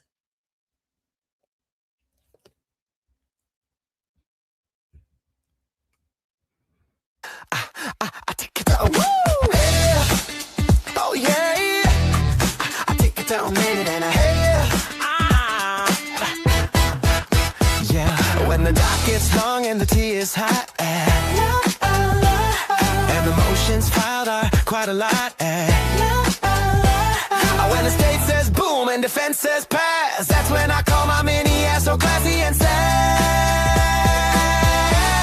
Woo! Oh, Moxie, the emotional support mini donkey, tiny but mighty, a courtroom honky tonky. If the trial goes sideways, she don't panic or balk, just a soft little hee-haw and a judgmental walk. Clip clop, trotting through the mess. Ears perked high in adorable distress. When the facts get wild and the lawyers get snarky, I lean on my emotional support. Yes. Oh. If a witness says I can't recall, she side-eyes gently from the stall. If the sidebar lasts all afternoon, she hums a brave and slightly off tune. She's pocket-sized but bold of heart, a fluffy illegal work of art from Ford down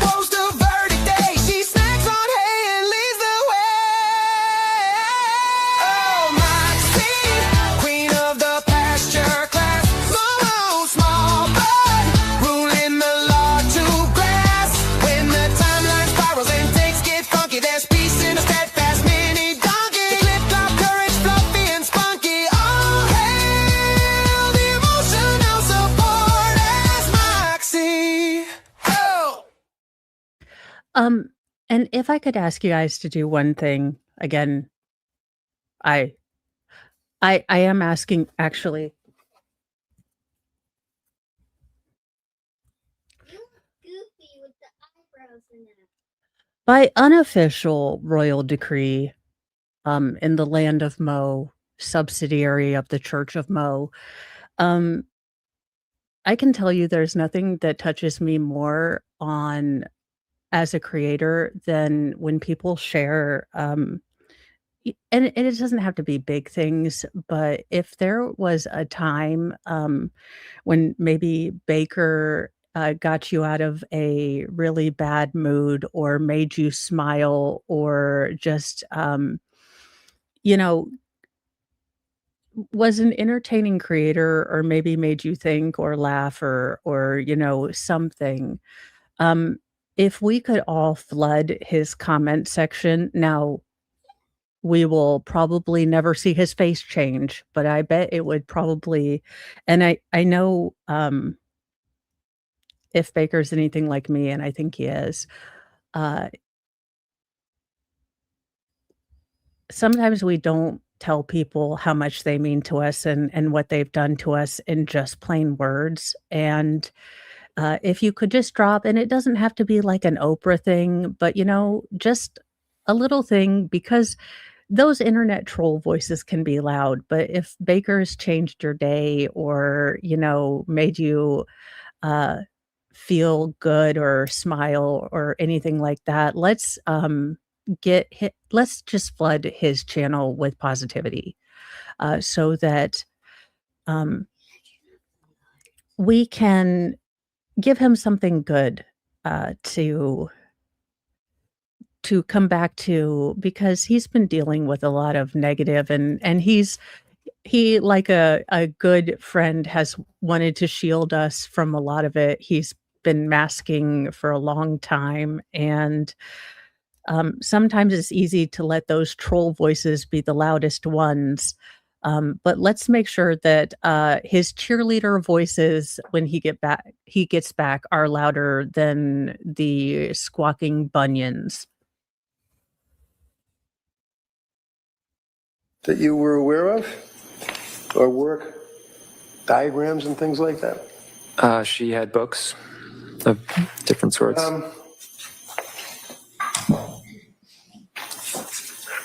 So you can't identify this as being in the kitchen, right? I don't recall seeing that book. No. That might Yeah. be design. Sure.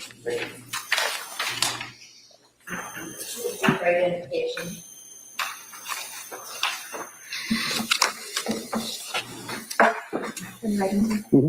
Thank you. By the way, I will draw that. I'm going to approach you, sir, with this document. Excuse me. And ask if you can identify it.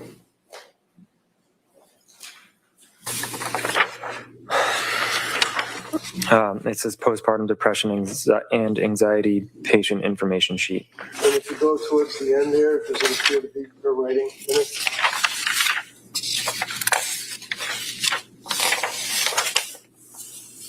Yeah. Okay. This one? No objection. All right, that may be admitted.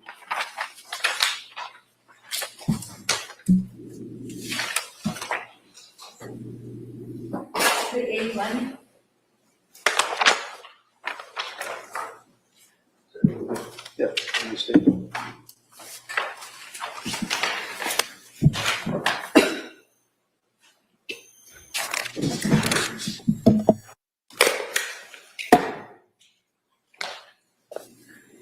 Now, sir, looking at this item, it's got a bunch of flowers on the front.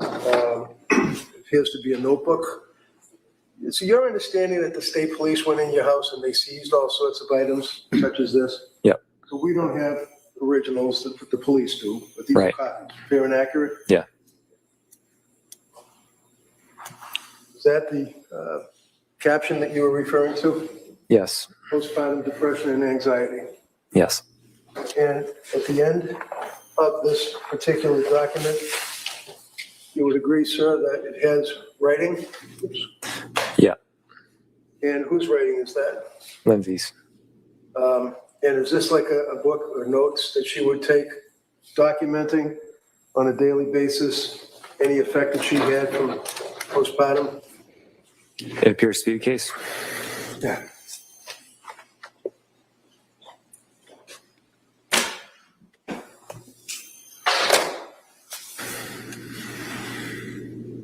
And I could pull out my hard copy This Sucks book where I when I first started my chronic pain journey, meticulously, charted how did this med affect me, and I would lug this book into doctors thinking that they would take the time and read these meticulous notes. But they would just kind of flip through it and say, good documenting. And then I realized, okay, well, maybe it's the formatting. So I, dug back into my medical paraprofessional, hat and documented everything in the form of, patient notes. And they'd say, huh, you really took time to do this. That's interesting. I'll put it in your file. I'm probably on a lot of lists, and none of the good ones.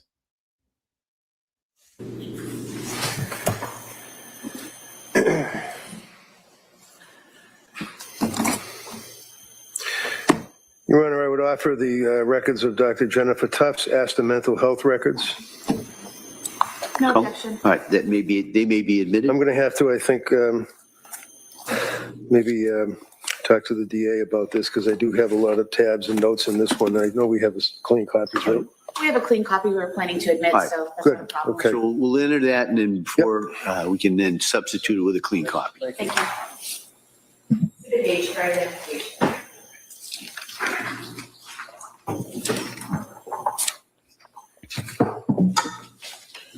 John, can I see the exhibit for the, oh, Also, side note, tangent. If I could ask you guys to, I need to get checked fever. spread kindness around to Expert and, Valhalla and everyone. It's just like we were talking about earlier, these are really good guys who really care about Baker, and it's not always easy for them to express how hard things are, or it's not always, socially as acceptable. But, I imagine that they are just as worried and just as, um, just as concerned for their friend. So, maybe say something nice to Expert, because I can't imagine it's not where your brain wants to go. But if you've lost someone, the hospital can be a scary place, even if they're, supposed to be places where you get healthy. There can Somebody from our church got their arm amputated. I hope I will add them That to my. is pain. I can't even imagine that. Yeah, well, that's why we pray, because we can't imagine the pain someone else is in, but we And can. they broke their rib trying to get tumors out of their lungs. You know what? We will have to say an extra prayer. But I am on a stream, so.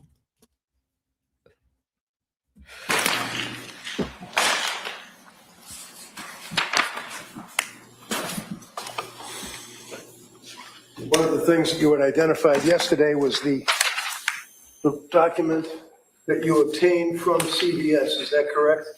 Yes. It sets forth all of the medications that were purchased by Lindsay, by prescription from the physicians that she had seen during that period of time, correct? Correct. And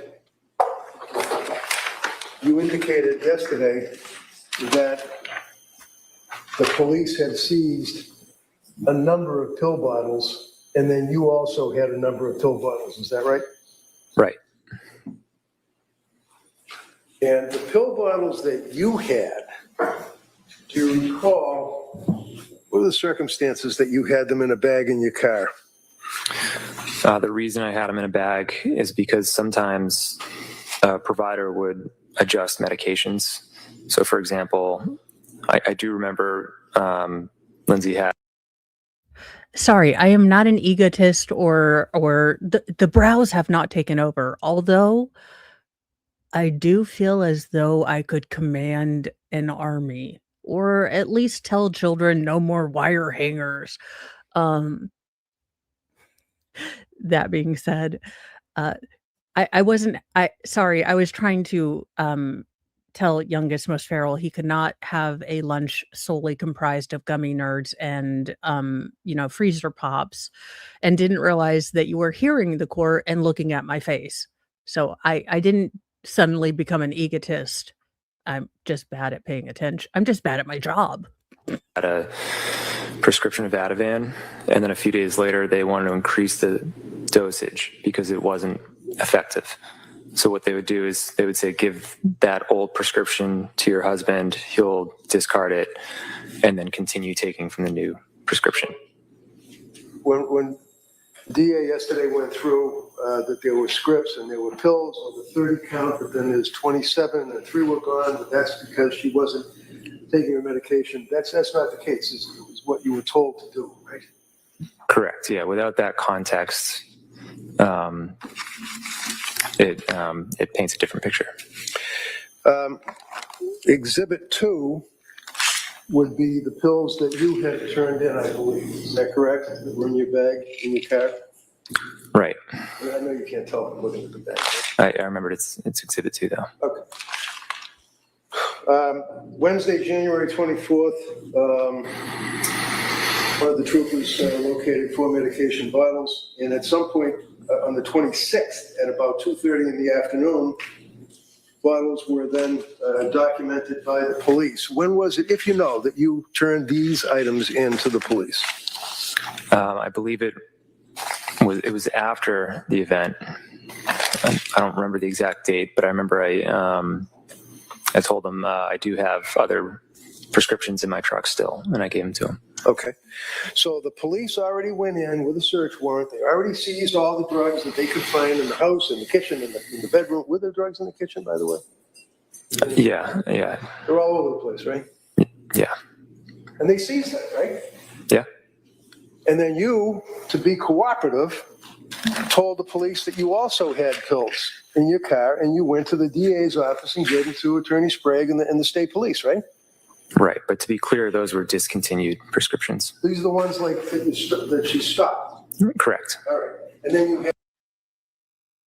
Again, even if you are on the Lindsay is all the guilty and I want her to rot forever, even if you are on that team, isn't this annoying?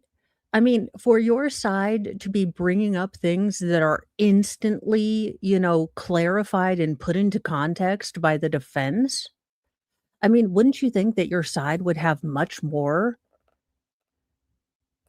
But the fact that, again, Commonwealth, you are wholly unsympathetic to anyone's feelings if random ADHD scrolling on X is to be believed. You show a marked lack of sympathy to not only the father of the victims, but first responders who found the victims. So explain to me how you expect this case to work out for you when the facts that you have, the bombshell facts that you have, are instantly, cleared up by context. Had new prescriptions, so there were new prescriptions that were prescribed to her, right? Yes.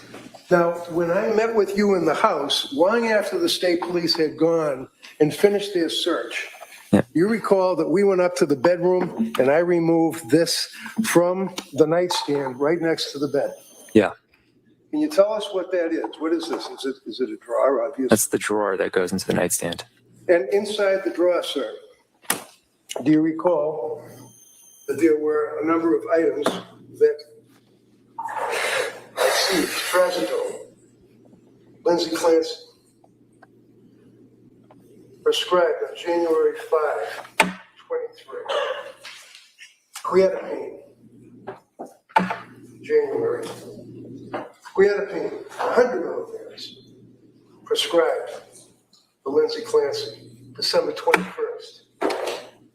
Lorazepam, they're all empty too, right? Yeah. Because these are what she shot down with that lemonade or water or whatever was in the cup that she ground up these pills, right? Lamotrigine, prescribed to Lindsay Clancy, December 16th of 22. Mirtazapine, prescribed to Lindsay Clancy, January 23. Those are in this drawer, and they were all empty, right? Right. You observed that, right? There's something else that was in the drawer. Do you recognize that? Yeah. What is it? It's her Apple Watch. Her Apple Watch. This is the Apple Watch that apparently the police used to go up the stairs, downstairs, heart rate, things of that nature, right? Yeah. They never even seized it, did they? They left it in the drawer, right? Apparently. What is this item, sir? If you can identify that for us. It's a face mask for sleeping. To sleep? Yeah. Now, you had mentioned something, I think, about pillow spray. What is that? She bought some pillow spray. It apparently helps you sleep. And did you see her using that on a regular basis? Yeah. Yes? Yeah, she did. Your Honor, I would offer the draw. If I could just see, Yeah. I think you. And I think there's a watch on the side there. I know I was in front of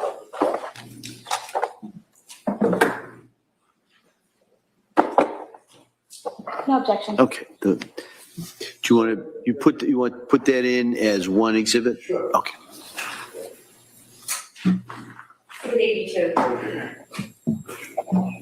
Now, in reference to the Apple Watch, sir, how many Apple Watches did she have? If you Just know? one. Just one. It's the only one she had. Police never seized it, right? Correct. And the drugs that were in the drawer, the empty drugs and the pill bottles from January, December, 22, 23.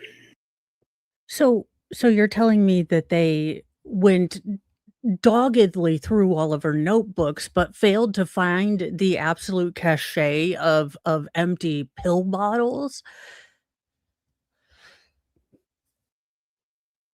Was there any investigation done in this case? Is it against the law for investigations to be done prior to a trial, like thorough and like competent ones in the state of Massachusetts?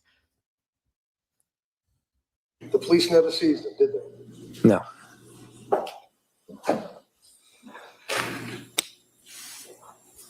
I'm showing you an item, sir. It's like a little green vase. Have you ever seen that before? Yeah. Can you tell the jury what it is? Objection. We could go to side. Yeah. Can I see counsel sidebar, please? What the hell is that?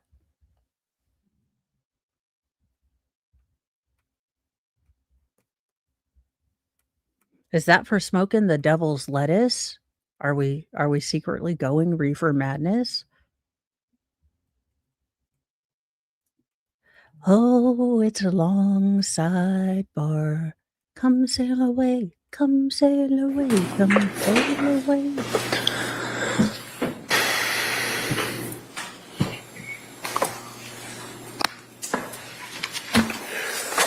To your knowledge, sir, was she advised by nurse practitioner Tufts to keep a nighttime dump diary of all of her thoughts and write them down so that she had something that she could refer to?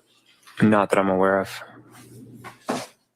You ever see her writing notes in a diary or like a thing with dates on it, November 23rd, for example, things of that nature? I knew she kept notes, but I didn't see her doing it. I'm going to show you this document that I asked. That appears to be her handwriting. Yeah. And does that contain indication as to her state of mind, particular date or dates thereafter. Yeah. Just take a look at the other page. Make sure that you all understand, right?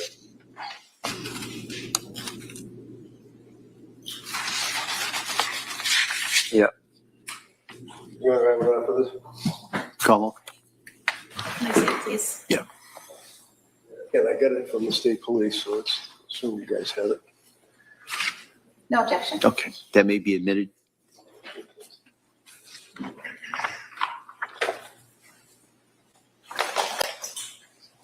Page 3. I'm going to show you another document, Sarah. It appears to be a document. If you recognize her handwriting, that document, the dates, September 29th, for example, 22. Yes. And does that appear to, can you tell us what that appears to be, sir, if you know? Looks like a schedule for Callan. And the schedule for Callan, that would be, what, like when he's eating or sleeping or something like that? Yeah, naps. Yeah. So for example, where it says September 29th, there it is, 22, and then it makes reference to Callan, last fed with the time frame, and then there's a bunch of pages like that that go forward on those dates. Is that what that is? Yeah. Put him down for a nap, 9:35 with a smiley face, things like that, right? Right. Is this typical for Lindsay that she would document these things as a new mother? Yeah. Was she being controlling, in your opinion, of her child and of you by doing this schedule? No, I found it helpful. For this, Your Honor, I don't think there's any. Any objection? No All objection. right, that may be admitted. One of the things, sir, that the district attorney had asked you about is the exhibits of the, I think it was the window in the bedroom. You said it was 20 feet drop to the ground. Right. Is that right? This is a photograph of the same one you already introduced, but I just don't know where it is. So this is the photograph of the house. You can identify that, right? Yeah, that's the living room window. Okay. And the window that you're talking about that's 20 feet up would be on the very top of that picture, correct? Correct.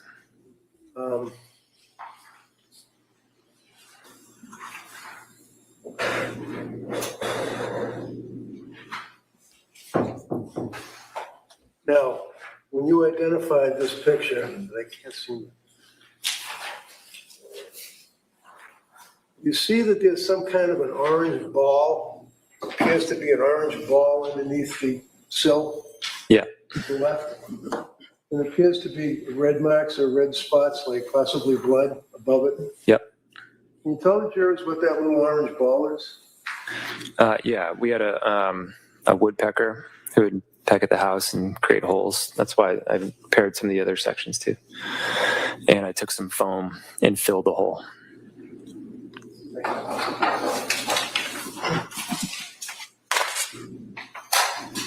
I'd offer that, Your Honor, just continuity. No All objection. Uh, right, that may be admitted. And that also, if I may, just the top picture, I believe is also, see where it looks like fingerprints or blood on the edge of the window on the second floor. You see that? That's from the house? Yeah. Excuse me, I'm trying to write it. Yeah. Okay, I'm talking about the hornet thing right here. And then this is, I see on this top here, okay. So you see on the top of this window here. It's not a very good picture. That little orange ball thing. Underneath the hornet thing, see it, but in the exhibit, you can see there's like blood drops or blood smears there. Yep. I That's see it. the first floor window that's directly underneath the second floor window, right? Right. Okay. I'd offer these, Your Honor. Any objection? No. They may be admitted. 5 and 86.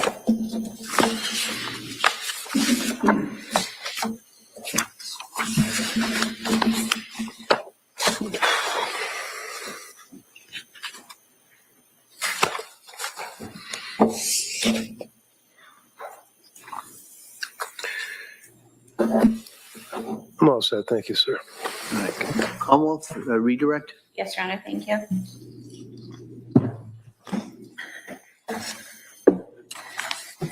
Mr. Clancy, you were shown an email and it's been marked as an exhibit that you sent to coworkers on January. Does anyone have any objections to getting to day 3?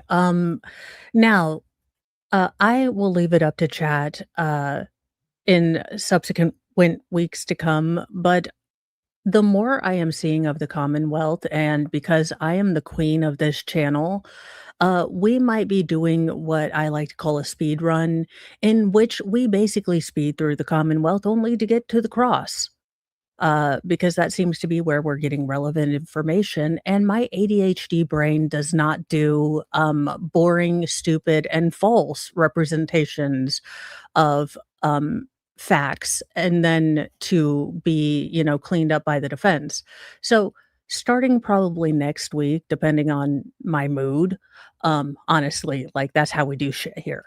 But really, I mean, depending on my mood, we might just skip to kind of skimming what the Commonwealth says, because at this point, and again, we are only into day 2, but the fact that we have yet to get a fact brought in by the Commonwealth that wasn't a bad faith interpretation of the facts that was easily, put into context by the defense is giving me Paul Canero vibes. So, and honestly, I feel ick with the amount of time we've had to, have Patrick on the stand in the first place. So we are on to day 3. Because honestly, just ick. And thank you so much. Absolutely, absolutely. He so he is no longer uncomfortable. And that's a good thing. That's a good thing because if Baker is anything like my husband or myself, he has probably been in a lot of abdominal pain for a while, and I'm glad he is finally comfortable and probably for the first time in a good bit able to get some rest. So that is good, but he is sending Mo level updates. Uh, Whereas, everyone who's kind of normal to me or used to me having absolutely no doggone filter, Baker is in a Mo state of mind, which means he has no filter. But I am glad that my friend is at least comfortable for now and getting the care that he needs. Damn it, Volstorm, I was trying to keep it under wraps, and then Volstorm, I was gonna have, a 24 where I totally, scooped and,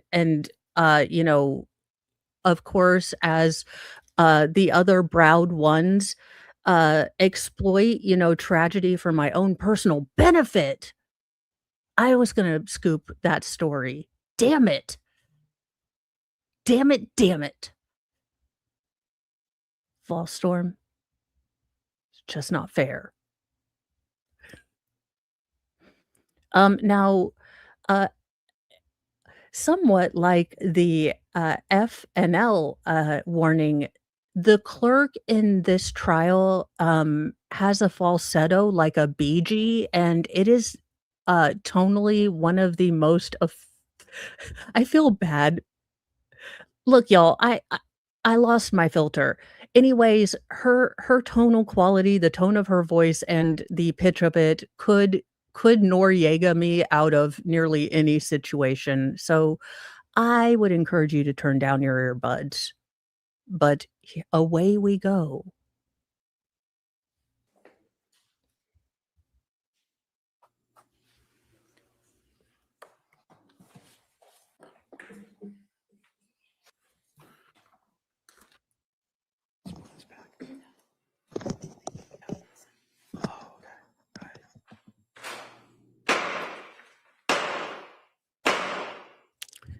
Sorry to my neuro-spicy friends. I also forgot to tell you that this court, especially if you live in rural areas, no one is hunting. That is the 3 times gavel that always makes me look around to my outside windows. If you live in a rural area, you know. Or I guess inner city Chicago. Either way, not a comforting noise. Hear ye, hear ye, hear ye, all persons having anything to do before the Honorable William Sullivan, Justice of the Superior Court now sitting in Plymouth, within and before the Commonwealth. Draw near, give your attendance, and you shall be heard. God save the Commonwealth of Massachusetts. This court is now in session. Please be seated. Good morning, Your Honor. May I proceed? Yes, please. Your Honor, before the court today, we have a continuation of the jury trial in the matter of Commonwealth versus Lindsay Clancy. Ms. Clancy is present. She is represented by I'm sorry. Look, I'm not that much of a masochist. Although, ma'am, you have. Okay, it's definitely 70s, 80s vibe, but it's very pretty hair color on you.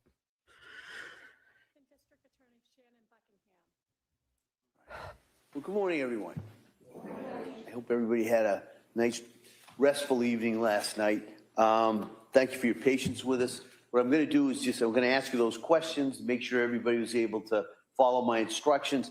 They're going to go over briefly our schedule for today and the schedule for tomorrow. All right, so let me get to those questions. The first question is, any member of the jury read, seen, or heard any? Now, if you are new to the Petty Express and covering trials with Mo, you are unaware that Mo creates internal headcanon for all people in the trial, and this gentleman is look. He wasn't recognized, but he is the illegitimate love child of Phil Donahue and Jerry Springer. But you know what? He beat that past and he became a judge. In all seriousness, he's actually a pretty good and thoughtful judge, from what I've seen thus far. Thing from any source that would affect your ability to be fair and impartial in this case? No. All right. Next question, is there any other serious matter of concern bearing on your service as a juror in this case that anybody needs to bring to my attention at this time? No. All right, good. Thank you for following those instructions. Now, in regards to our schedule today, it's anticipated, as you know, in these cases, sometimes the best laid plans, but it's anticipated that we'll go this morning to about 11 o'clock. We'll take a break at 11. We'll come back. We'll take our afternoon break at 1 o'clock, and we'll go into the afternoon, probably somewhere between 3 and 4. All right, so that's today's schedule. Tomorrow's schedule, as best we can tell, we're going to do that view sometime probably in the morning. We're going to go to a couple of spots that have been mentioned in the testimony. Like I said, we'll go over a little bit more tomorrow, but you'll be getting out of it. We'll all going together. Come on on, bus, the magic with school court bus. officers, the staff, the attorneys, myself, and we're going to get out of the bus. So, that's just a word for the wise for footwear and to double check the weather. I'll go into that a little bit more. Miss Frizzle. But just in case I forget, that's what we're going to do. Oh, that reminds me. I actually have a Miss Frizzle costume. Since it is Field Trip Friday, Mrs. Mo Frizzle. Well, I guess it would be Miss. No. Whichever one has the R in it. I never understood that. Anywho, sorry, train of thought. But yes, Mo Frizzle activated. And then the thought would be after that, we'll come back. We'll probably go again till sometime around in between 3 and 4. Okay, so that's the schedule. And then at the end of the day, tomorrow, I'll address kind of where we are in regards to the timeline and this kind of overall schedule, just so you have some kind of idea where we are. All right, so with that, we're going to return to the case on trial. Commonwealth is presenting its evidence. Attorney Sprague. Thank you, Your Honor. Commonwealth calls Officer Stephen Hall.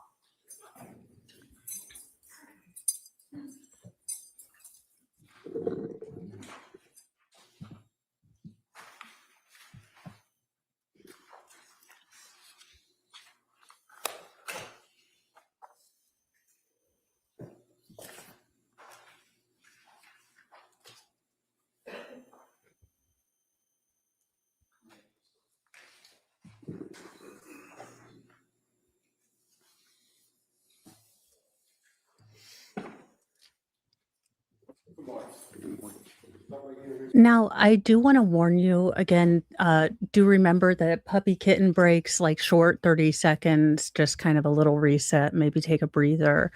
But also longer breaks are available. But also remember, as we go into this, because I have been looking at report. No, young man, not your entire diet cannot be candy, and especially not my candy. Um, that is sacred. That is mine. Um, okay, my train of thought it has circled. It will come back to me. Where was I? All right, I remember. So I have been sort of looking ahead, and it does appear that we are on to the first responders.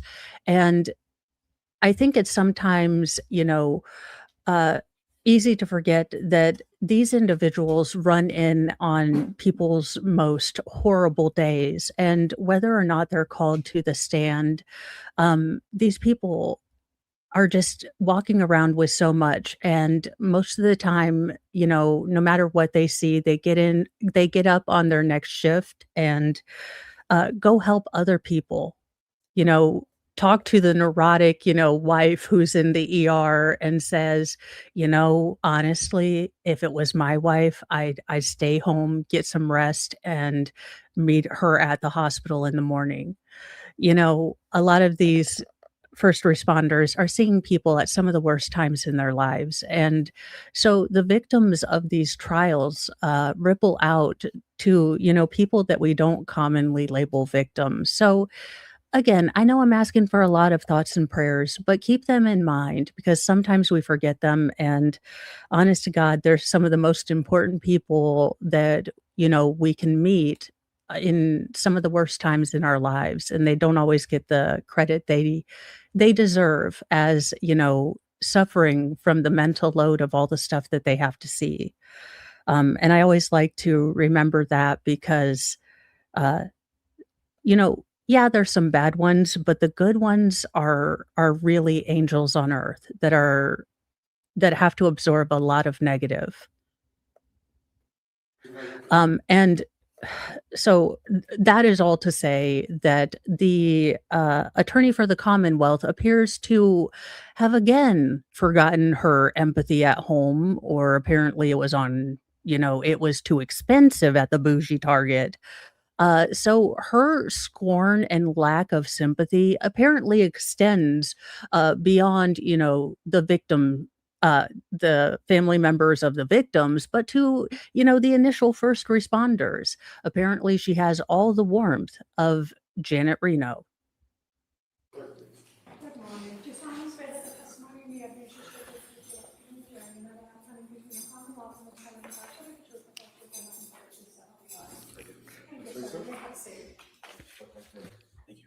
All right, good morning. Morning. All right. So I'm going to ask, keep your voice up so the jury can hear you. Yes. And with that, Attorney Sprague. Thank you, Your Honor. Good morning. Could you please state and spell your name for the record? My name is Stephen Hall. And y'all, I would recommend, let's see, emotional support snacks and, stuffies. I am a big fan of fidget spinners or things like that. We all have our ways to cope. And if you need to get your coping items, have them. But also be aware, Mo might go off screen. There are very few things that are emotional kryptonite to Mo, oddly enough. Genuine compassion breaks me every time. And seeing generally stoic men break. And if that happens, and I do believe it will, look, my allergies are acting up. STEPHENHALL. And your date of birth? 3/26/1983. Where do you work? Work at the Duxbury Police Department How long have you been a Duxbury police officer? since 2015, so roughly 11 years. I want to direct your attention to January 24th, 2023. Were you working that day? I was What shift were you working? the 4 to midnight. And would that be 4 p.m. to midnight? Yes. And were you in uniform? Yes. Were you in a marked cruiser? Yes. And were you on patrol? Yes. And being on patrol, were you alone or with a partner? I was alone. Further directing your attention to approximately 6:11 p.m. At that time, did you receive a dispatch to go to 47 Summer Street in Duxbury? I did. And do you recall approximately where you were when you received that dispatch? I was at the Lincoln Street Fields in Duxbury. And so how long did it take you to get from there to 47 Summer Street? 7 to 10 minutes. And did you go to 47 Summer Street? Yes. And what did you see when you arrived there?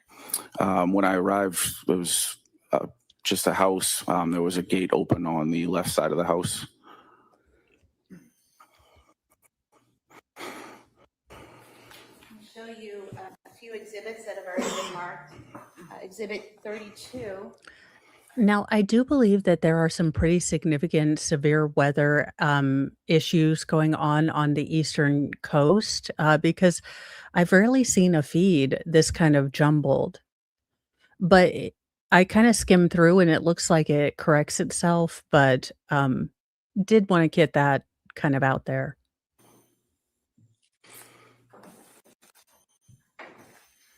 And exhibit 33.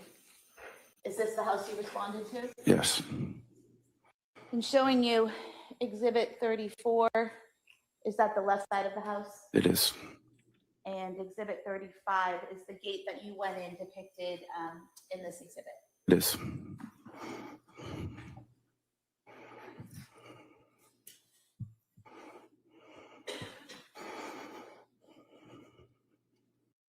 First officer on scene? I arrived simultaneously with Officer Josephine. And is he also an officer with Duxbury Police? Yes. And so did you both head to that same direction or did you go in different directions? We both went to the backyard as we were dispatched to. And you said you went to the left, correct? Yes. We heard a male voice calling for us on the left side. So. And that's where you headed? Yes. Okay. And did you encounter a male in the backyard? Yes. And did you later learn his name was Patrick Clancy? I did. What was his demeanor? He was upset. He didn't know what was going on. So. And did you see anyone else in the backyard? No. Did you see anyone on the ground? Yes. And who was on the ground? Miss Clancy. Is that Lindsay Clancy? Yes. And do you see her in the courtroom today? I do. Could you point to her? No issue with ID, right? Record may reflect the witness has identified the defendant. Thank you. Where was she positioned? She was on the ground if you were looking at the backyard on the right side.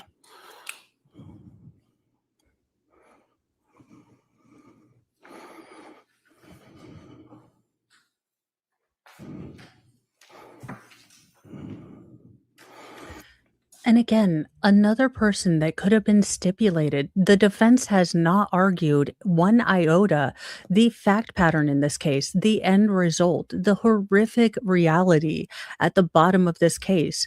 The issue in question here is the why. We know the how, we know the who, we know the when, we know the where. None of those are in dispute.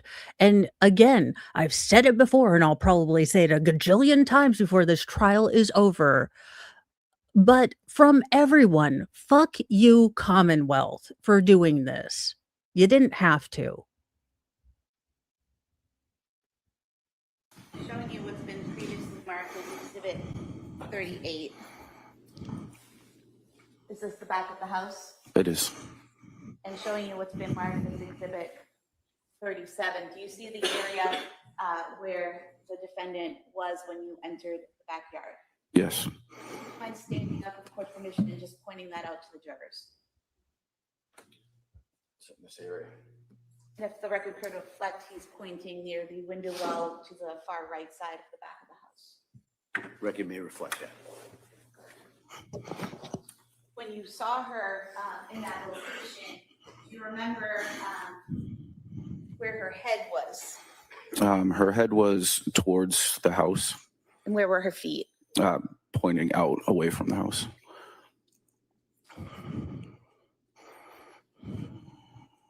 Are you trained in first aid as part of your job? Yes. Are you trained at asking actual functional questions instead of banal, ridiculous ones? For the love of all that is holy goodness and hoodness, for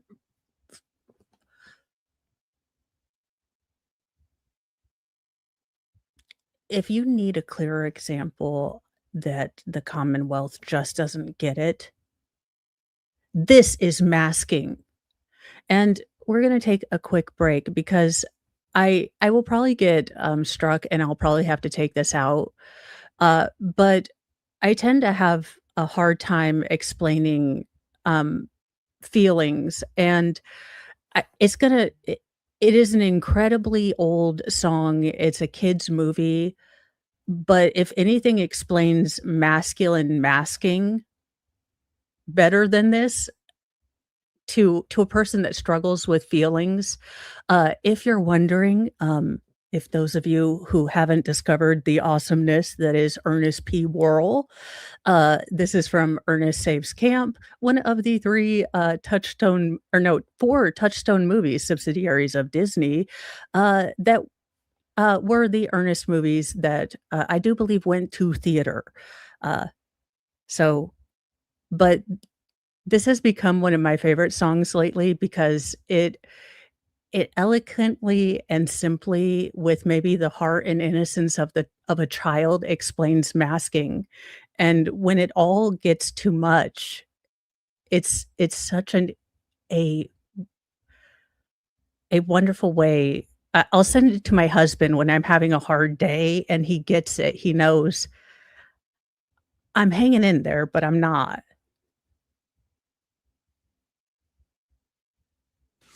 It's everything to me. I was a counselor. I had everything. And now it's all gone.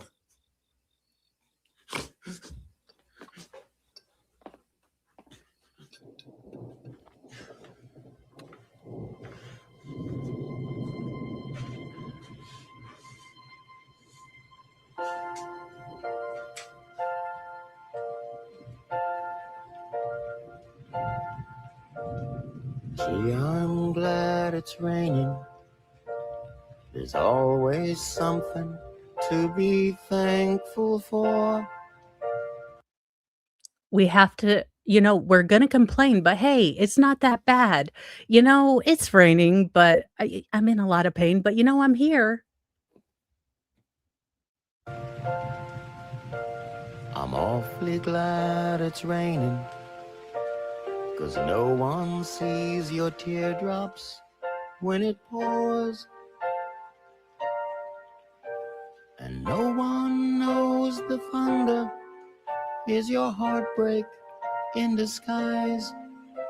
They think the rainy nights what put that sad look in your eyes. Sure, I'm glad it's raining. The gentle rhythm soothes the pain inside. I'm glad the stars aren't shining. A wounded warrior needs a place to hide. I thought I had found someone I could count on till the end. What they wanted was a hero.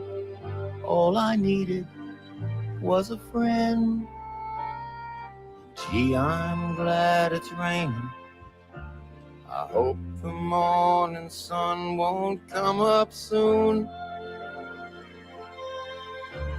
As long as it keeps raining, no one knows my heart broke right in two. I thought I had found someone I could count on till the end. What they wanted was a hero. All I needed was a friend. Sure, I'm glad it's raining.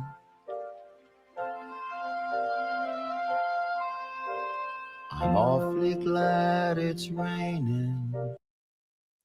Also, screw you, Hollywood.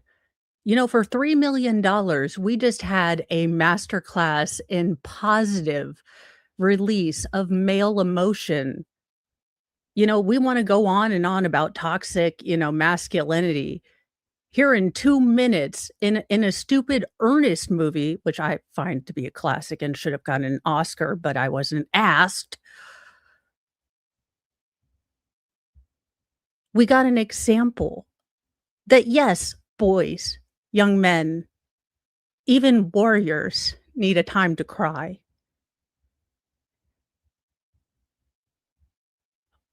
Uh, how?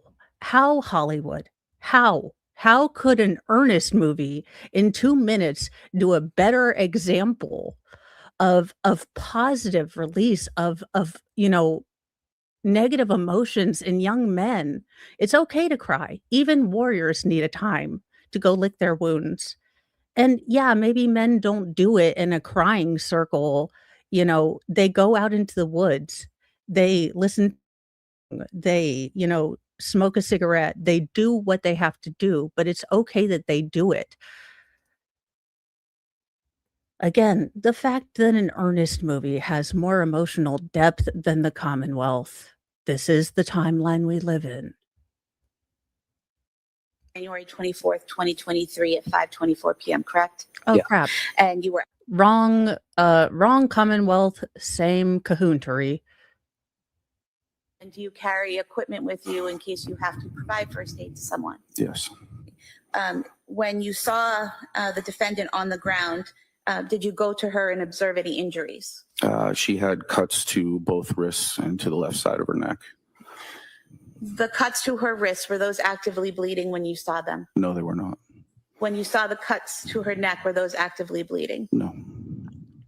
Did There is a logical and medical reason that, again, injuries when you're in an advanced state of shock, uh, especially with the amount of spinal and internal trunk and torso injuries, in a state of shock, your body is going to try to preserve the blood closest to the vital organs. And, well, the brain is always going to prioritize the brain as far as functionality goes. But yes, in shock, and it was cold, she might not have been actively bleeding as much. But yeah, Commonwealth, 'twas but a flesh wound. you, based on your training and experience, feel the need to provide any medical care to those cuts or use any of the equipment you had to tend to those cuts? Not at that time. Was she conscious? Semi-conscious, in and out of consciousness. And what was she doing that gave you that indication?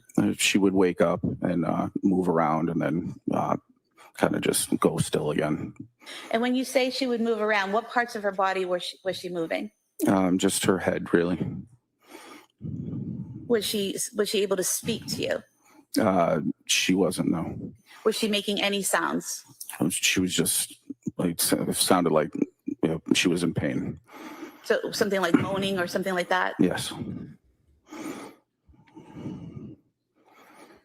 While you and Officer Josephine are there, Well, Petty LaBelle, I am just the queen of the scoop. And wouldn't you know it, that our Farchado and queen is back. Well, those two really vital functions that I talked about this morning in my rant that she does.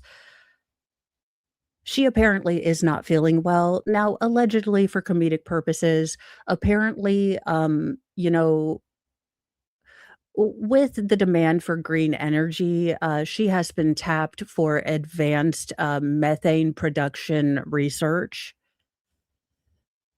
She is pretty important. Our future depends on her ability to produce methane. But apparently she was feeling a bit under the weather and could not soldier on. But she is for science, for the betterment of all of us, peons, that she is better than. she is sacrificing herself for science, just for us. She couldn't make it to the courtroom after, imposing herself upon the victims or Lindsay's parents.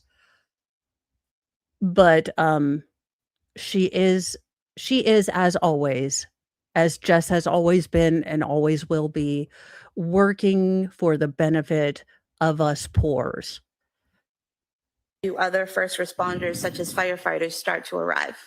Yes, they started to arrive, and I went to the to gate to direct them where to go. And how did you know they had arrived? You could hear the sirens. So you heard the sirens and went to the gate to tell them to come to that side? Correct. While you were doing this, did Patrick Clancy stay with you? At one point, he went inside to say he was going to check on his children. And did you see what entrance he used to go into the house? He went towards the backslider.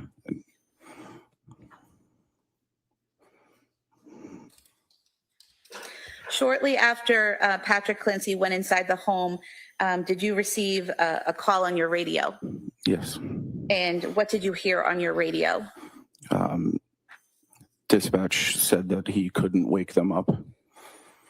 And did you know what they were talking about when you initially heard that? Not really, no. Did something then catch your attention? Yeah, I heard a loud scream from inside. And could you tell where it was coming from? They're just inside the house. And the screaming, was it words or just sound? It was just a sound. When you heard that screaming, what did you do? Myself and Officer Josephine ran towards the slider and entered into the house. And when you entered into the house, do you remember what room you entered into? Into a kitchen. And when you entered into the kitchen, could you still hear that screaming? No. We could hear he was talking, but there was screaming was done. When you said he was talking, who was talking? Patrick Clancy. So you could hear Patrick Clancy talking at that time? Yes. And could you tell where he was? Yes, he was in the basement. And did you head to the basement stairs? Yes. Showing me what's been marked as Exhibit 41. Are these the stairs that you went to? Yes.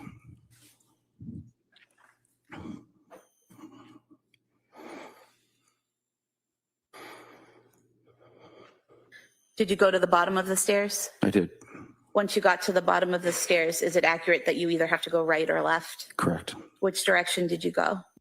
I've heard it once in front of me, and I never want to hear it ever again. I didn't know heartbreak and someone's soul breaking was auditory.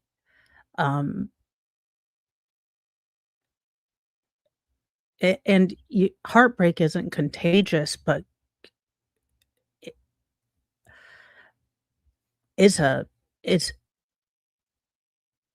sound that will haunt you. And again, could you sound like you're not, customer service for Hewlett Packard? Could you sound like could you have even a modicum of empathy? And I say this as a person who sometimes struggles with, how do I say the correct thing to offer comfort? Because my go-to is to say the quite obvious, but most not comforting, like, this just sucks all the ball sack. But like, even someone that's confused about emotions wants to pat this man, which is my equivalent of a bear hug. We heard Patrick Clancy talking from the right, so we went in that direction. Could you hear what he was saying?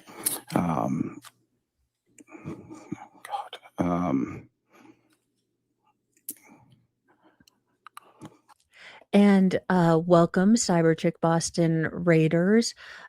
Just to orient you, we are finally on day 3. I just had, we're going at our own pace. At this channel, we go at our own pace. And you know what? If there's a day that we just take that we just take a break and let the power of, this incredibly heartbreaking trial, just linger and honor, the absolute um, horror and human tragedy at the bottom of this, then that's what we do. Uh, as you can tell, welcome Cyber Chick Raiders.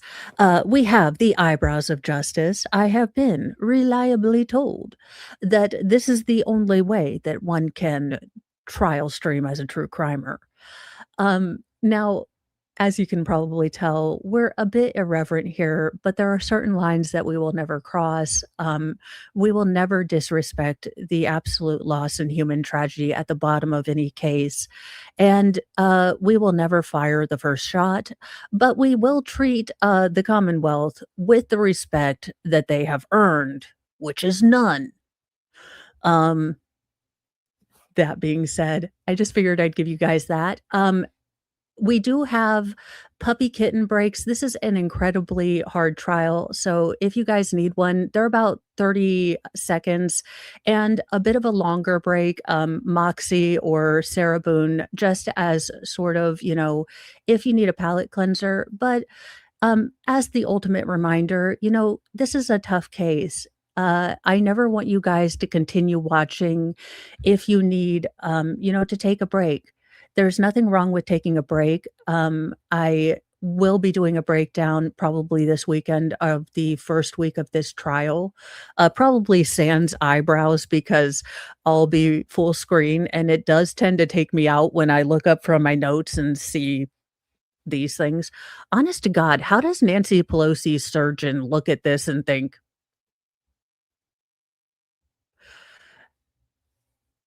uh, again, just asking for a friend because I am all the confuseled.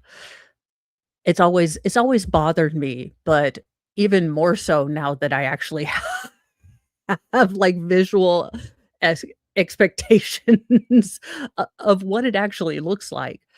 Um, so kind of a random sort of tangent for me, but all that being said, this is the first witness of day 3. We were finishing up the tail end of day 2, so we are kind of a bit behind.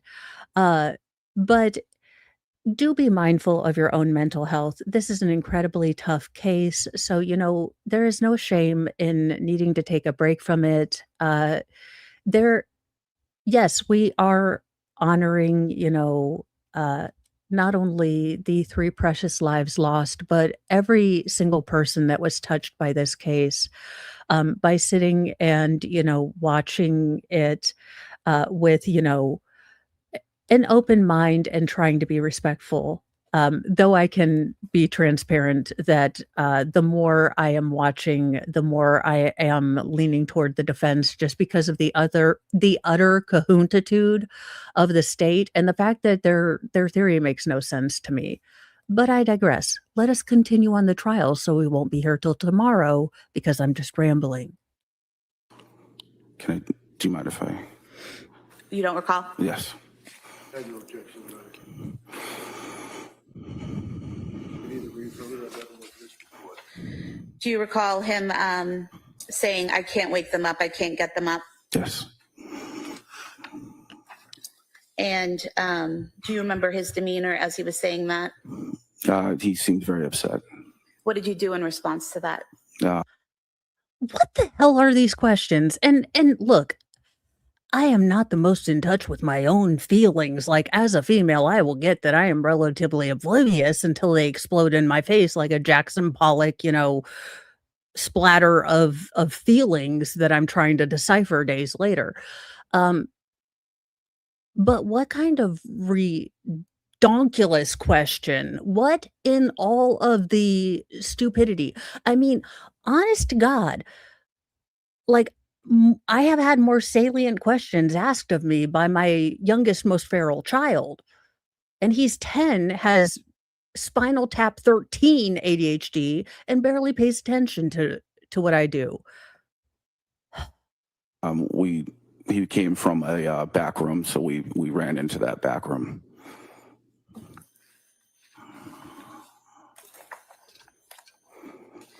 Just going back to when you came down the stairs and turned to the right, do you recall what type of room that was when you went to the right? It looks like a workout room, like a workout area.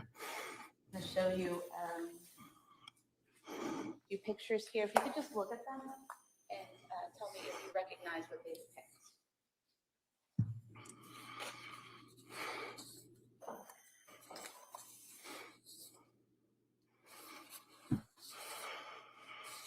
Yes. And do you recognize these to be photographs of that workout room that you entered into when you went to the right? Yes.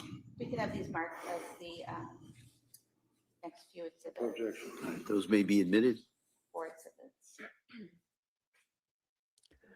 No, Darvader, we respect and honor that first responders on these scenes are victims too. So you will not hear any of that from us. In fact, I warned everyone that this is my kryptonite.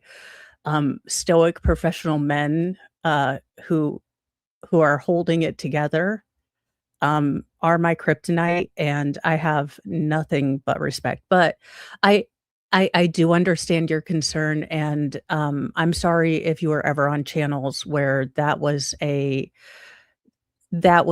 point of comedy. There's certain lines you don't cross with comedy, in my humble opinion, as a practitioner of the snark. There are certain people we don't ever, cross, and it's just not a thing.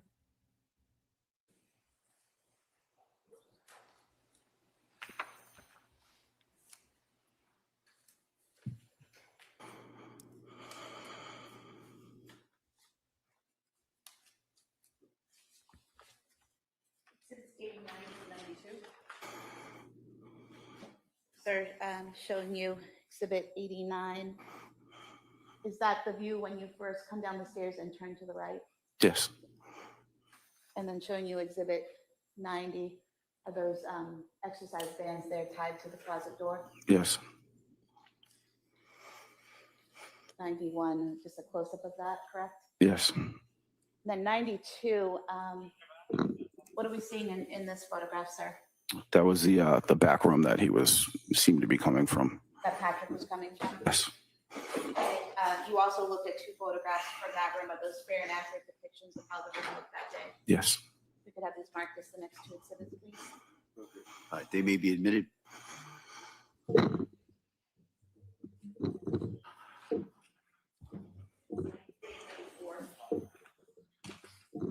Sir, did you head to that back room? I did. And what did you see when you got to that back room? Just past the door on the left side, there was a body of a young child. And do you remember what position the child was in? He had his feet towards the door and his head towards the wall. And was he on his back or his stomach? Or... He was on his back. And do you recall what he was wearing? He was shirtless. I believe he was just in a diaper or underwear of some sort. And showing you... Thank you. And again, I don't know how feasible it would be, and I'm not a big giant, smart person. I don't have all the answers, but I wish therapy dogs or fidget spinners. Again, I understand the dignity of the court and that, but some kind of comfort. We've come a long way as a society. Can we just come one more step and maybe realize that this is not easy? And absolute legal tubes, good on you for recognizing that. As a person who struggles to recognize where my limits might be, good on you. And no, that's the other point, Stinger Bell, is that the defense has from day one stated that they would stipulate to all of this. So these first responders wouldn't have to come up one by one to talk about the absolute horror and tragedy of not being able to help these children. The defense has said, time and time again, we stipulate to all the major facts in this case. What we disagree on is the why. The state contends that it was malicious, calculated, and, completely evil. The defense claims that it was mental health. This trial could have been 2 weeks if we had stipulated to all of this, but the state, again, at this point, it is looking torturous. It is not looking, you're not getting salient facts out of this. You're not getting anything, useful out of this that you couldn't get off of a body cam, and it would still be just as traumatic. I don't know what the Commonwealth is playing at, because here would be my first thoughts if I were the Commonwealth and I were bringing this case. I would acknowledge, strategically, that this is going to be an incredibly difficult trial, for the jury to sit through. I would maybe look at other high profile, incredibly emotional trials and how other, prosecutors handled that. And then I would probably, having looked at different examples, probably see if I could model the Darrell Brooks example, in that, if you followed at all the Darrell Brooks trial, I think it was immensely eye-opening to get to the victim impact statements, because the prosecution had done such a good job at only bringing in, witnesses that could be as, calm and, not objective, but unemotional as possible, that could deal with Darrell Brooks being their cross-examiner and, basically the leaders of each group, rather than putting us through, 999 people who had been catastrophically injured. And the state had all of this. The state could have used everything. We could still be on Darrell Brooks' trial as the state goes through every single man, woman, and child that, his actions affected. But instead, they stuck to the facts because they had them and they were, competent attorneys. For whatever reason, the Commonwealth has decided that, they're not going to take into account that there is only so much emotional bandwidth that people have. If you have decided to emotionally burn out your jury on day 1 and 2, any further, catastrophical, evil, maniacal plan that you are, hoping to bring out, you're going to find that the emotional reaction, or the bombshell, sort of thing, the jury is going to tap out. The jury is going to emotionally distance themselves from this however they have to. They are going to cut their emotions off. And instead of, possibly using it judiciously and tastefully, the Athena Strand trial was another trial that dealt with some incredibly awful, horrible evidence. But the one thing that the prosecution never did was take little Athena and use her as a weapon against the defense. They didn't take, this awful, tragic, horrible thing and run the jury through every possible permutation of how awful this was. Because we know Athena isn't here. Callum and Dawson and Cora aren't here. We get how awful this is. We don't need to sit through this Chinese water torture of emotional, I don't know, sadism on the part of the Commonwealth. Because if I do a 50-foot, or 50,000-foot objective view, I can see no logical benefit from trying the case like this. And if there are, feel free to, put it in the comments or in the chat, but I can't see them. Exhibit 93, if you wouldn't mind just pointing out where you saw his body. Record reflect he's pointed to the area of the yellow exercise band. It may reflect that. And sir, that yellow exercise band, did you see that in that position when you saw the body of the child on the floor? Yes. Exhibit 94 was at that position.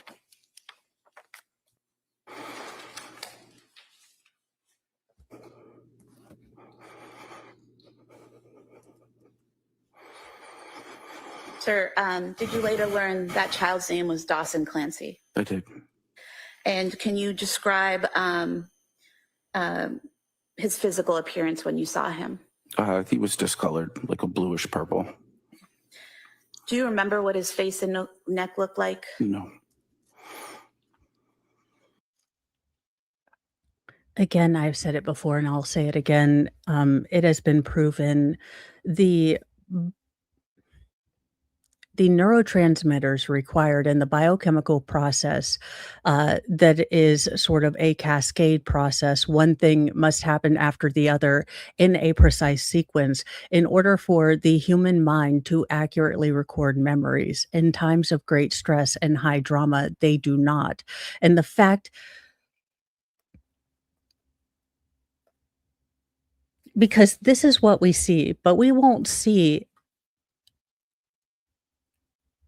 It pisses me off. We're not going to see the fact that this man is probably not going to sleep tonight and is going to be reliving this, for the next couple days, weeks, months. Maybe he hasn't stopped reliving it since it happened.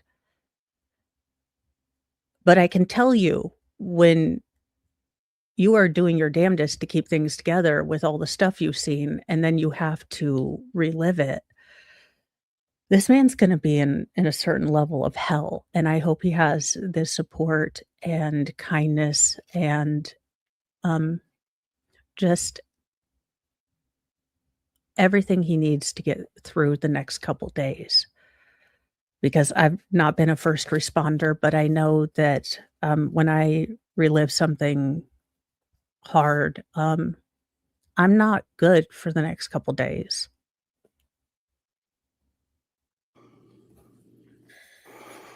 What happened next? I called for paramedics to come to the basement. I also called for a supervisor, and Officer Josephine picked up the child, and we ran him outside through the front door to the ambulance. And did you do anything after that, after giving Dawson to EMTs? We ran back down into the basement to check to see if we could find other children. And what made you think there were other children to find? When Patrick Clancy said, well, I can't wake them up, instead of just a singular. And so when you went back inside, did you go back down the basement stairs? Correct. And this time, did you go to the left? Yes.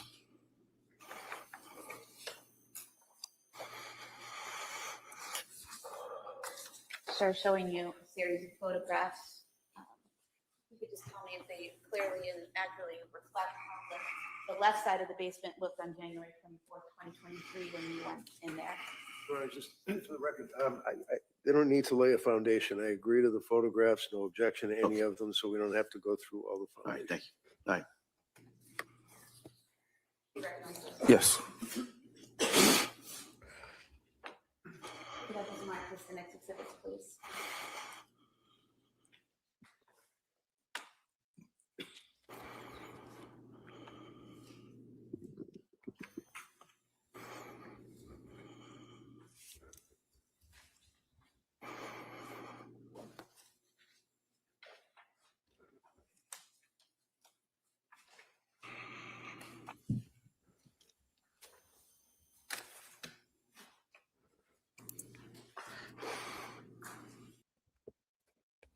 Sir,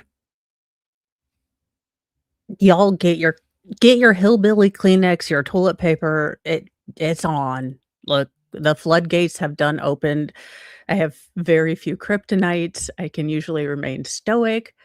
But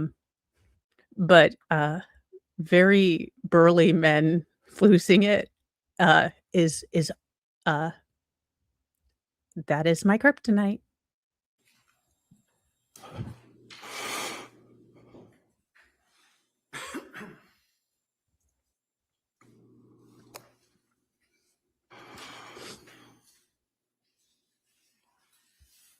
Exhibits 95 to 102. Thank you. Sure. So showing you what's been marked as Exhibit 95.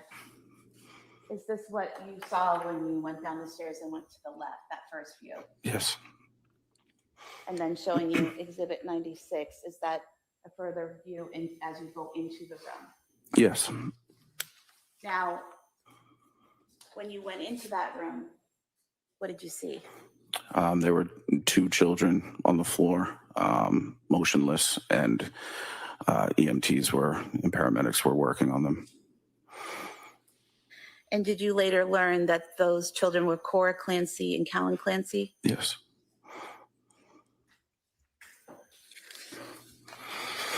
Did you do anything to assist the medics at that time? Excuse me. I asked if they needed any equipment. And did they ask you to get some equipment? They asked me to grab a heart monitor. And did you do that? I went and found the fire captain to ask where I could grab one. And he was pretty upset. So I ended up going back downstairs into the basement. At some point in time, actually, if I could show you Exhibit 96 again and just ask if you could just point to us where you saw each child. Okay.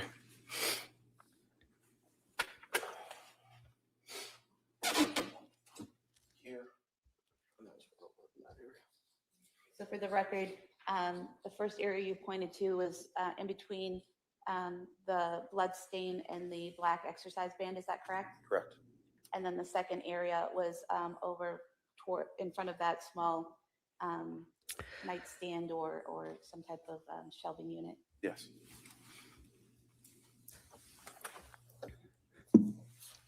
All right. By executive order, in the Church of Mo, in the Court of Mo, and by, all the power vested in me by me, trademark of me,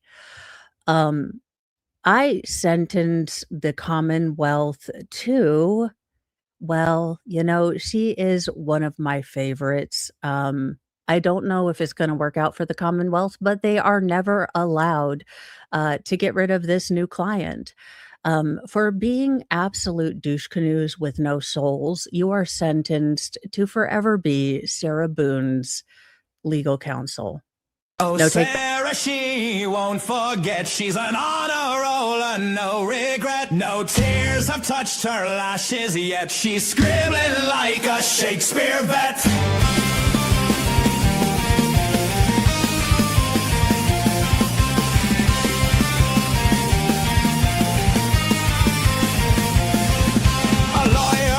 To plead her case, but fled that cell with lightning pace. They skimmed her notes, then left no trace, just vanished from that Boone-shaped space. Oh, Boone, Boone, scribble away 100 pages every day. Your lawyers run, but that's okay. You got cheese and things to say.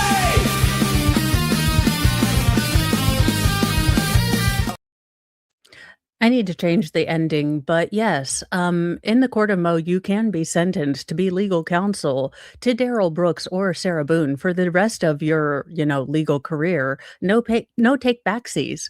And it's a tough rule. I don't like to make these rulings. Okay, I actually do. My primary joy in life is Schadenfreude. But when the gavel must ring, I have to do what is right for humanity.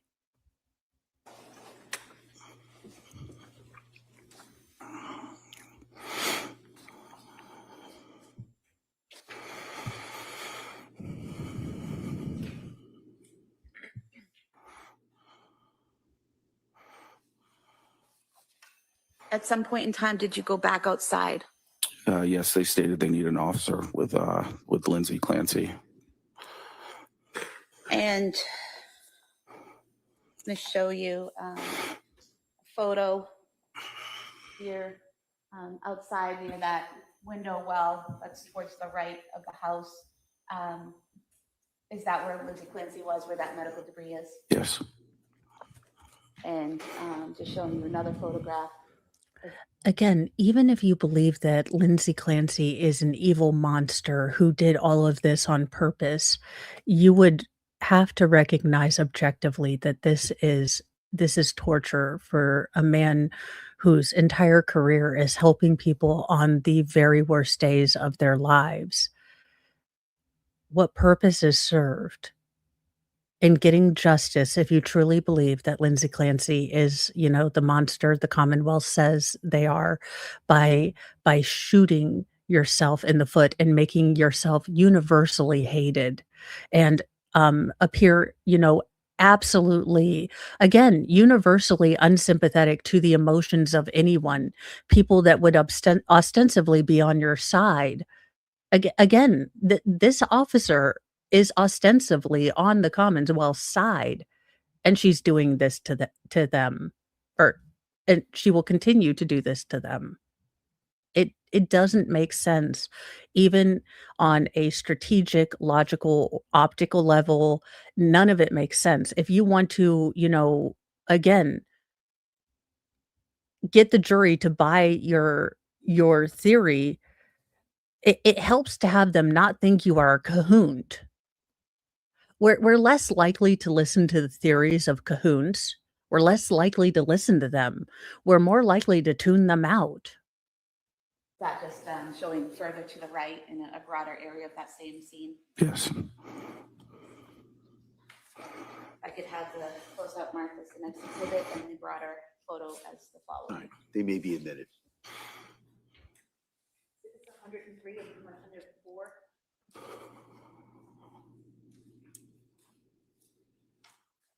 While you were out there with the defendant, were medical staff, paramedics treating her? Yes. And did you happen to look up? Yes, I did. What did you see when you looked up? There was an open window with blood marks around the window. And did you also see blood marks on the shingles below that window? I did.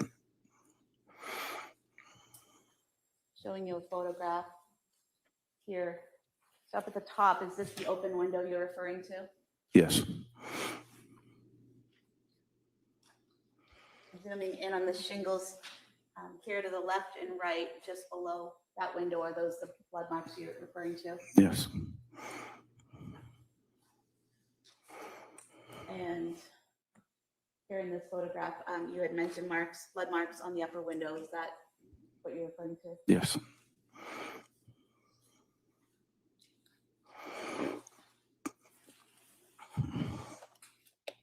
And then here at the top of the lower window,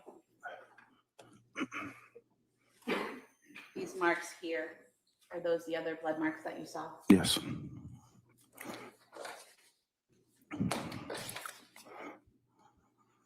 We could have these photos marked as the next exhibits. All right, they may be admitted.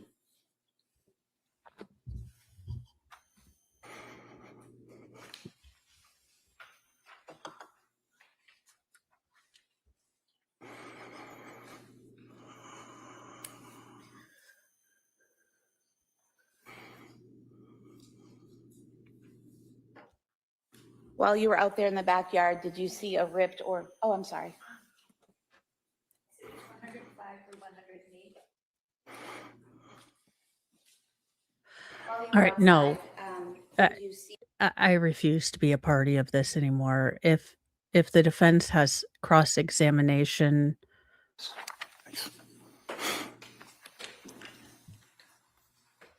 All right, sir, you may step down. Thank you. Thank you. okay, wait, maybe I missed cross.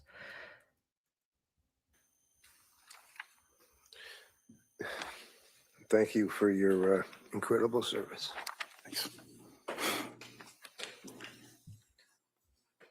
All right, sir, you may step down. Thank you. Thank you. Oh, let me see if I missed any. You're referring to Lindsay Clancy? Yes. And did you? Thank you, defense, for being classy. And, sir, I know you're going to have a rough couple of days. thank you for getting up and doing what you do. I know there's, a handful of rotten apples, but every first responder that, I have interacted with has been kind and helpful at some of the most, scary or upsetting times in my life. And there's a cost to being, the strong one in the storm. And, I just want it known that more people notice it, and maybe we don't say it enough. But watching trials, it has definitely been brought home how many more victims, there are in these human tragedies than just the ones that are listed on court documents. So, thoughts and prayers for the first responders that are out there.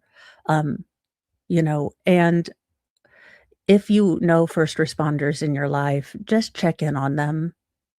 They're probably dealing with a lot of stuff that they really don't have an outlet for besides other people, other first responders who know the kind of suck that they have to see on a daily basis.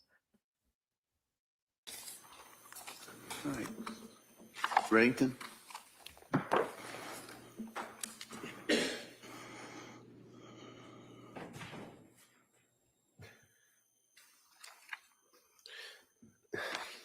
Thank you for your incredible service.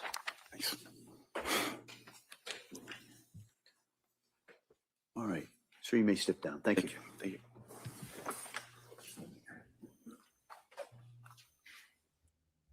Oh.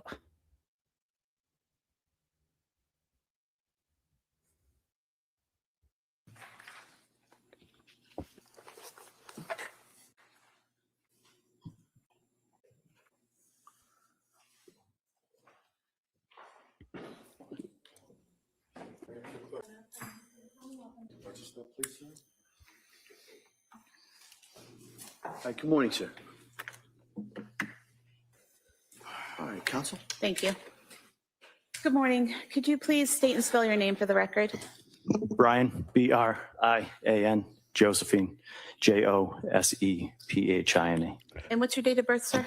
June 13th, 1990. And where do you work? I work at the Duxbury Police Department. How long have you been a police officer? I started there in April of 2020. And did you work for the Plymouth Police before that? Yes, I did. And how long did you do that? Almost 5 years. What is your current role? I am patrol officer. Back in January of 2023, what was your role with the Duxbury Police Department? I was the school resource officer for Alden and Chandler. I work with kids kindergarten through 5th grade.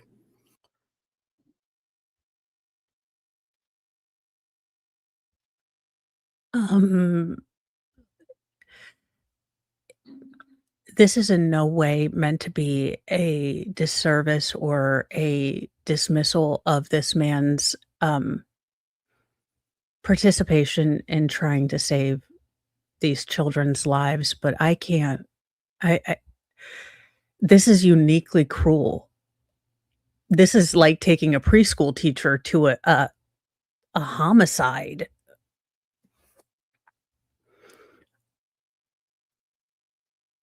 No, we're not helping the Commonwealth do this. And again, Yes. as I stated before, again, thank you for your service. And I can't imagine that you're going to have,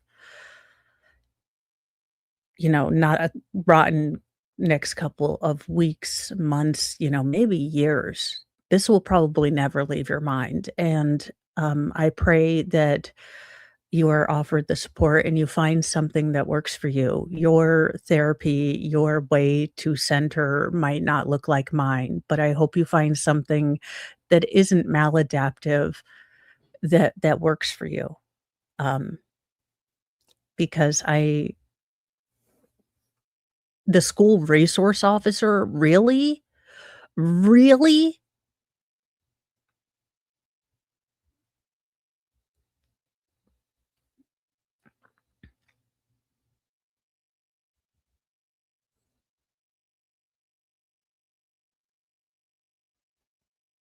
Hussey. Your Honor, at this point, I'm objecting, renewing my objection that I filed on the repetitious nature. Praise. If I can see it, sidebar. Preach. So again, this is probably the defense going on to say, why? Why are we having 135 first responders get here up here and relive trauma? We stipulate.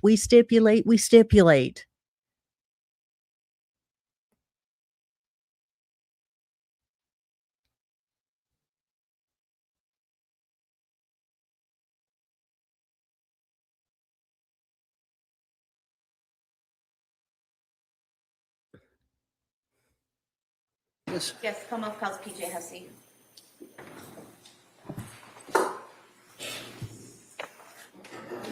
Good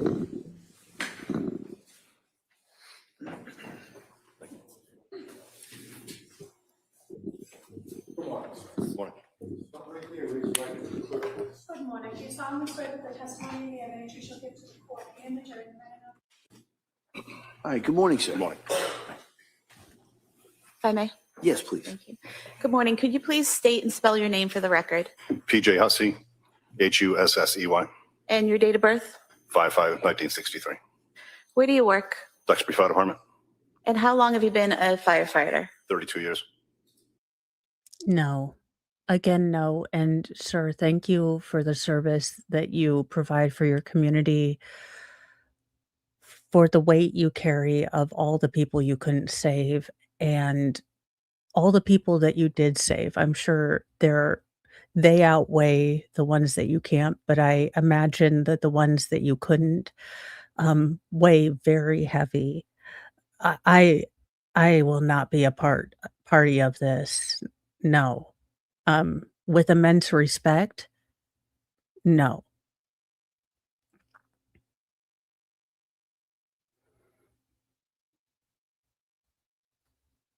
testimony in the evidence you shall give to the court and the jury in the matter coming between the Commonwealth and the defendant shall be the truth and the truth and nothing but the truth, so help you God. Thank you, sir. You may have a seat. All right, good morning, sir. Good morning. May I inquire? Yes, please, counsel. Thank you. Good morning. Good morning. Could you please tell the jurors your first and last name? My first name is Loring, Loring. My last name is Nudd, Nudd. And do you have a nickname that you go by? I do. What's that? Everybody knows me as Chuck. Chuck. Do you work, sir? I do. What do you do for work? So I'm a firefighter EMT with the Duxbury Fire Department. I am. Again, sir, we appreciate your service, but we over here do not approve with the fact that the Commonwealth is trying to use your emotional pain. And thank you, defense, for just thanking these gentlemen and women first responders, although there might not have been any women at this night, but there are female ones out there. But no.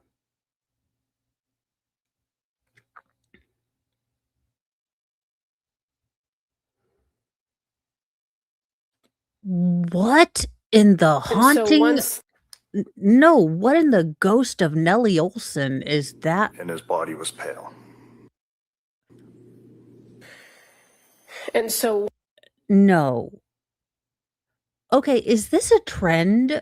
Are we dressing in adult garanimals? Is Little House on the Prairie? Is this like? Ew. Like if you've had your first period, I don't know about bows like this. Like, ma'am, aren't you perimenopausal? Like, come on. I mean, and usually I'm just ugh.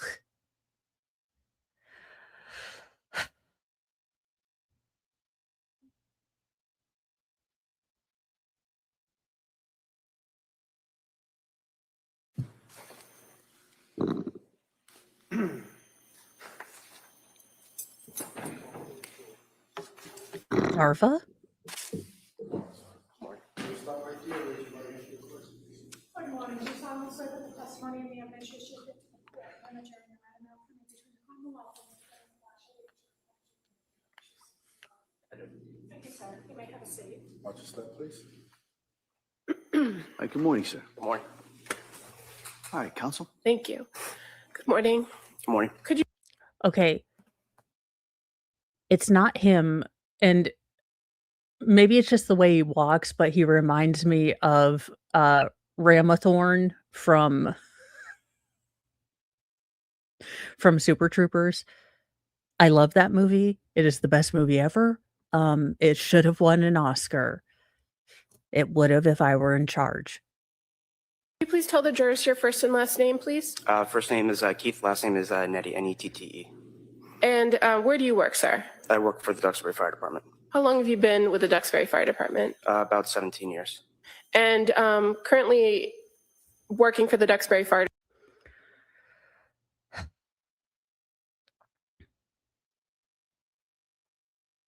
And again, I thank each and every one of these first responders for doing what they did.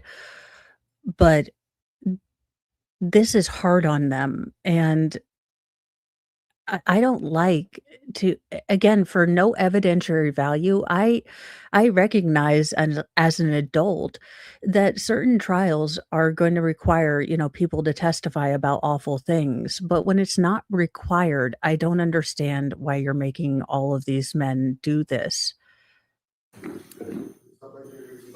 Other than for the cheap emotional.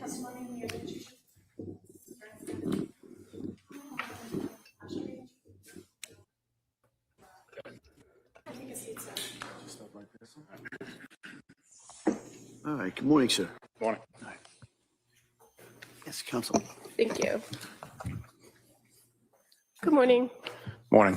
Could you please tell the jury your first and last name? Patrick Dwyer, Can you please spell your last name for the record? DWYER. And how are you employed, sir? I'm a firefighter paramedic at the Duxbury Fire Department. And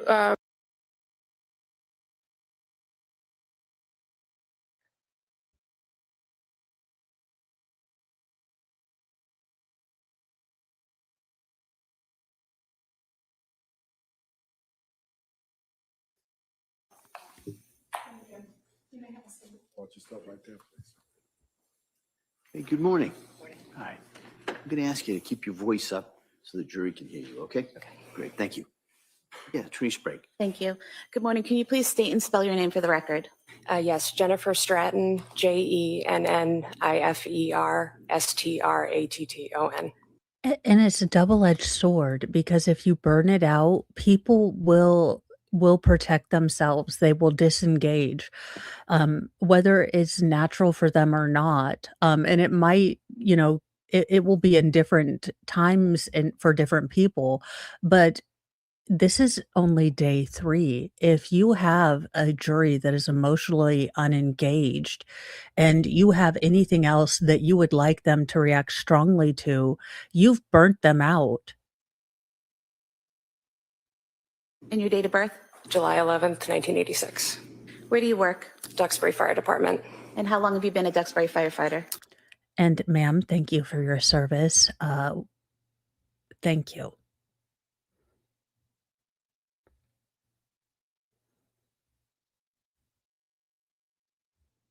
Morning. Do you solemnly swear that the testimony and the evidence you give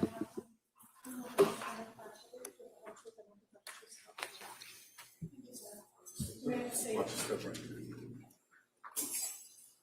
All right, good morning, sir. Morning.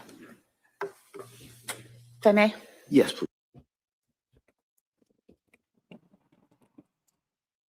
Where is it? Sir? Oh, no, not that one. Damn it. Do you, Fu Manchu, or I don't know, but I kind of feel like a villain in the next Kill Bill movie. Now, that is a stash. Like, that is the stash that 5-year-old Mo, like, irrationally wanted. Like, that is a stash. Anywho.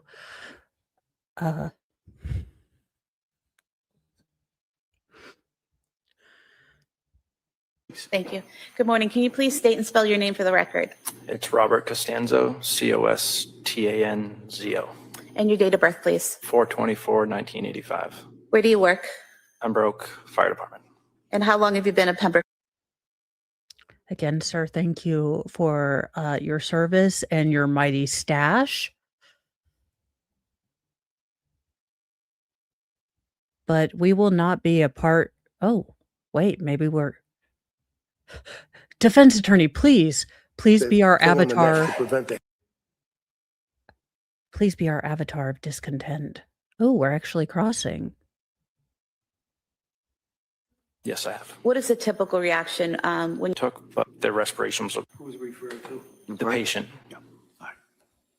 and you were referring to patients that you've dealt with in the past in your role as a paramedic? Is That's that correct? correct, yes.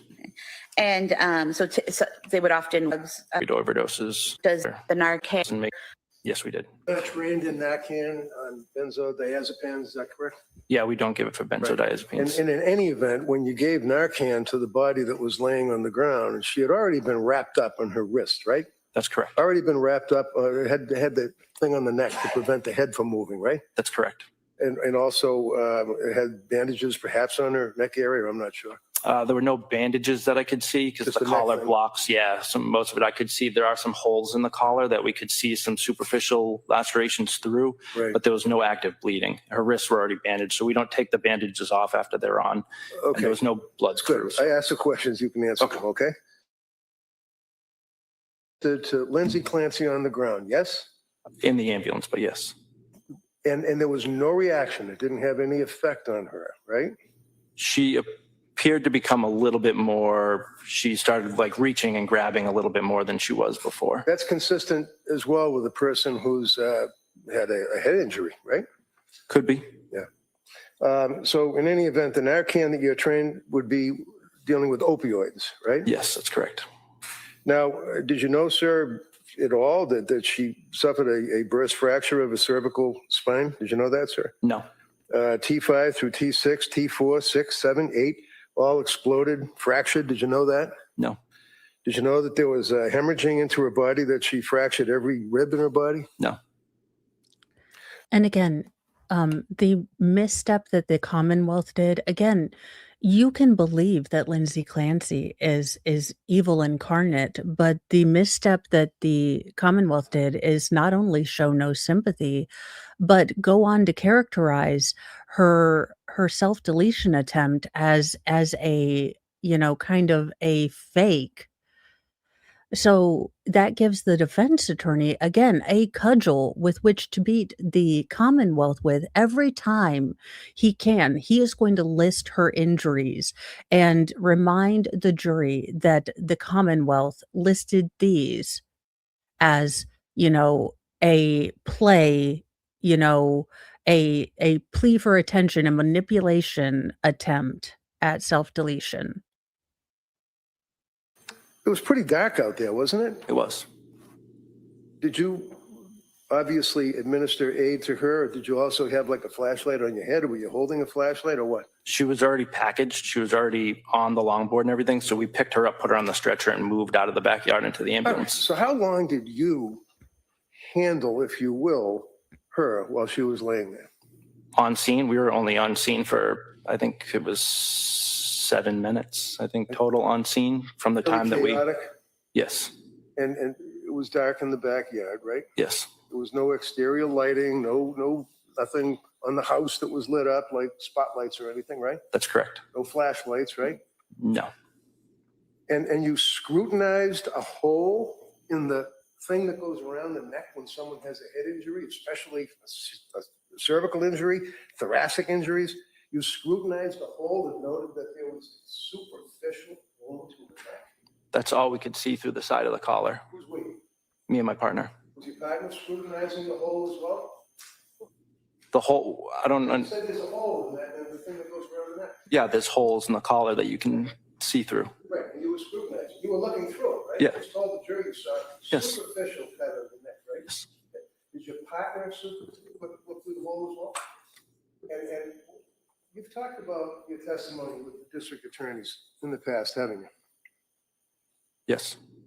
One of the things that they asked you is whether or not it appeared as though the injuries to her neck or wrist were superficial. Isn't that right?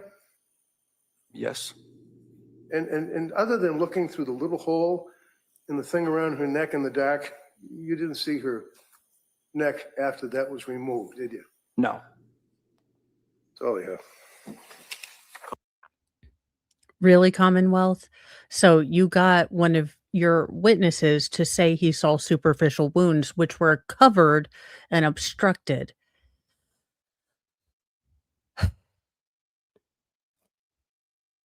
Almost redirect. Sir, after the 7 minutes that you were in the dark backyard, you were then in an ambulance for 18 minutes with the patient, correct? That's correct. And there's lighting in the ambulance, correct? Yes, but it was still bandaged and covered with a cervical spine collar, as well as bandaged on the wrist. So, does he have X-ray vision?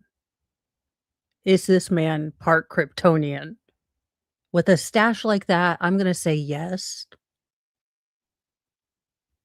There is.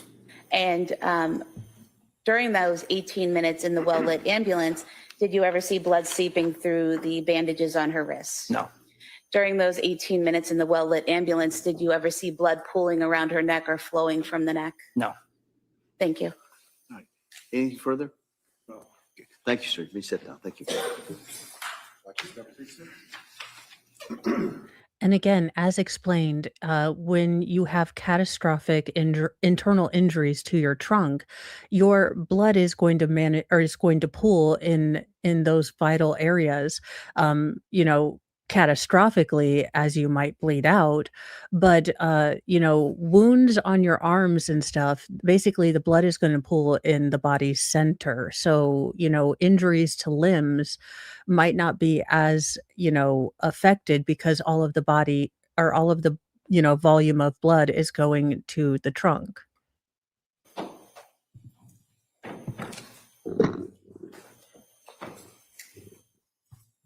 Como calls Daniel Doherty. Same objection. Testify. All right, you guys. We are going to go at our own pace. It looks like we have a couple more of these witnesses, but I can feel myself losing the will to function. And since we are allowed to go at our own pace, and apparently this court is allergic to going a full day, we should be able to catch up tomorrow. We will probably start at, you know, normal time and go a little later if we have to. But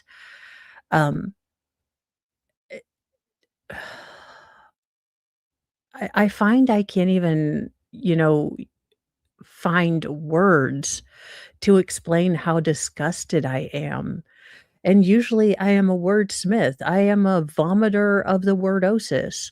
I cannot stop talking no matter what. But it just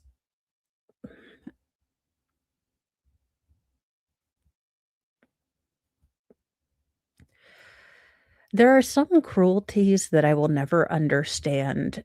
And being cruel to win a point unnecessarily, I have never understood. I am sending you over to the House of Flux. I think she is I have no idea what she is talking about, but you know what? Flux is a good apple, and, it doesn't look like she is talking about anything of a trial variety, and I'm not a doctorologist nor an expertologist, but I had 3 uninterrupted hours of sleep last night. So look, I'm like I say, I'm not your boss and I'm not Cher, but, you know, go give Flux, a hello and maybe, you know, spend some time doing something else. And, you know, if there's a first responder in your life, let them know that we greatly appreciate them. And, uh, you know, a lot of us, a great many of us are aware of the really awful things that they have to see, and we might not know the way to say it or the right time to bring it up. But we greatly appreciate the things that I don't know how she does this, honest to God. Um, but let them know that if you have them in your family, that I greatly appreciate their service, and uh, just let's be kind to one another, unless we need to get some smiting out of the way, righteous only, allegedly in Minecraft, for comic purposes. But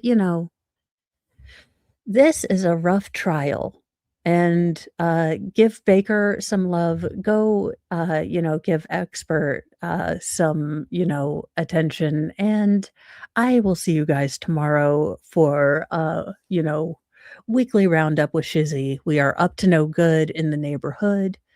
And then we will be back with the Lindsay Clancy trial and everything else. So I will see you tomorrow, you guys. Remember, be kind to yourself, be kind to others, but have a sassy mouth and carry a can of bitch fire, because kindness no longer equals doormat. Bye, you guys.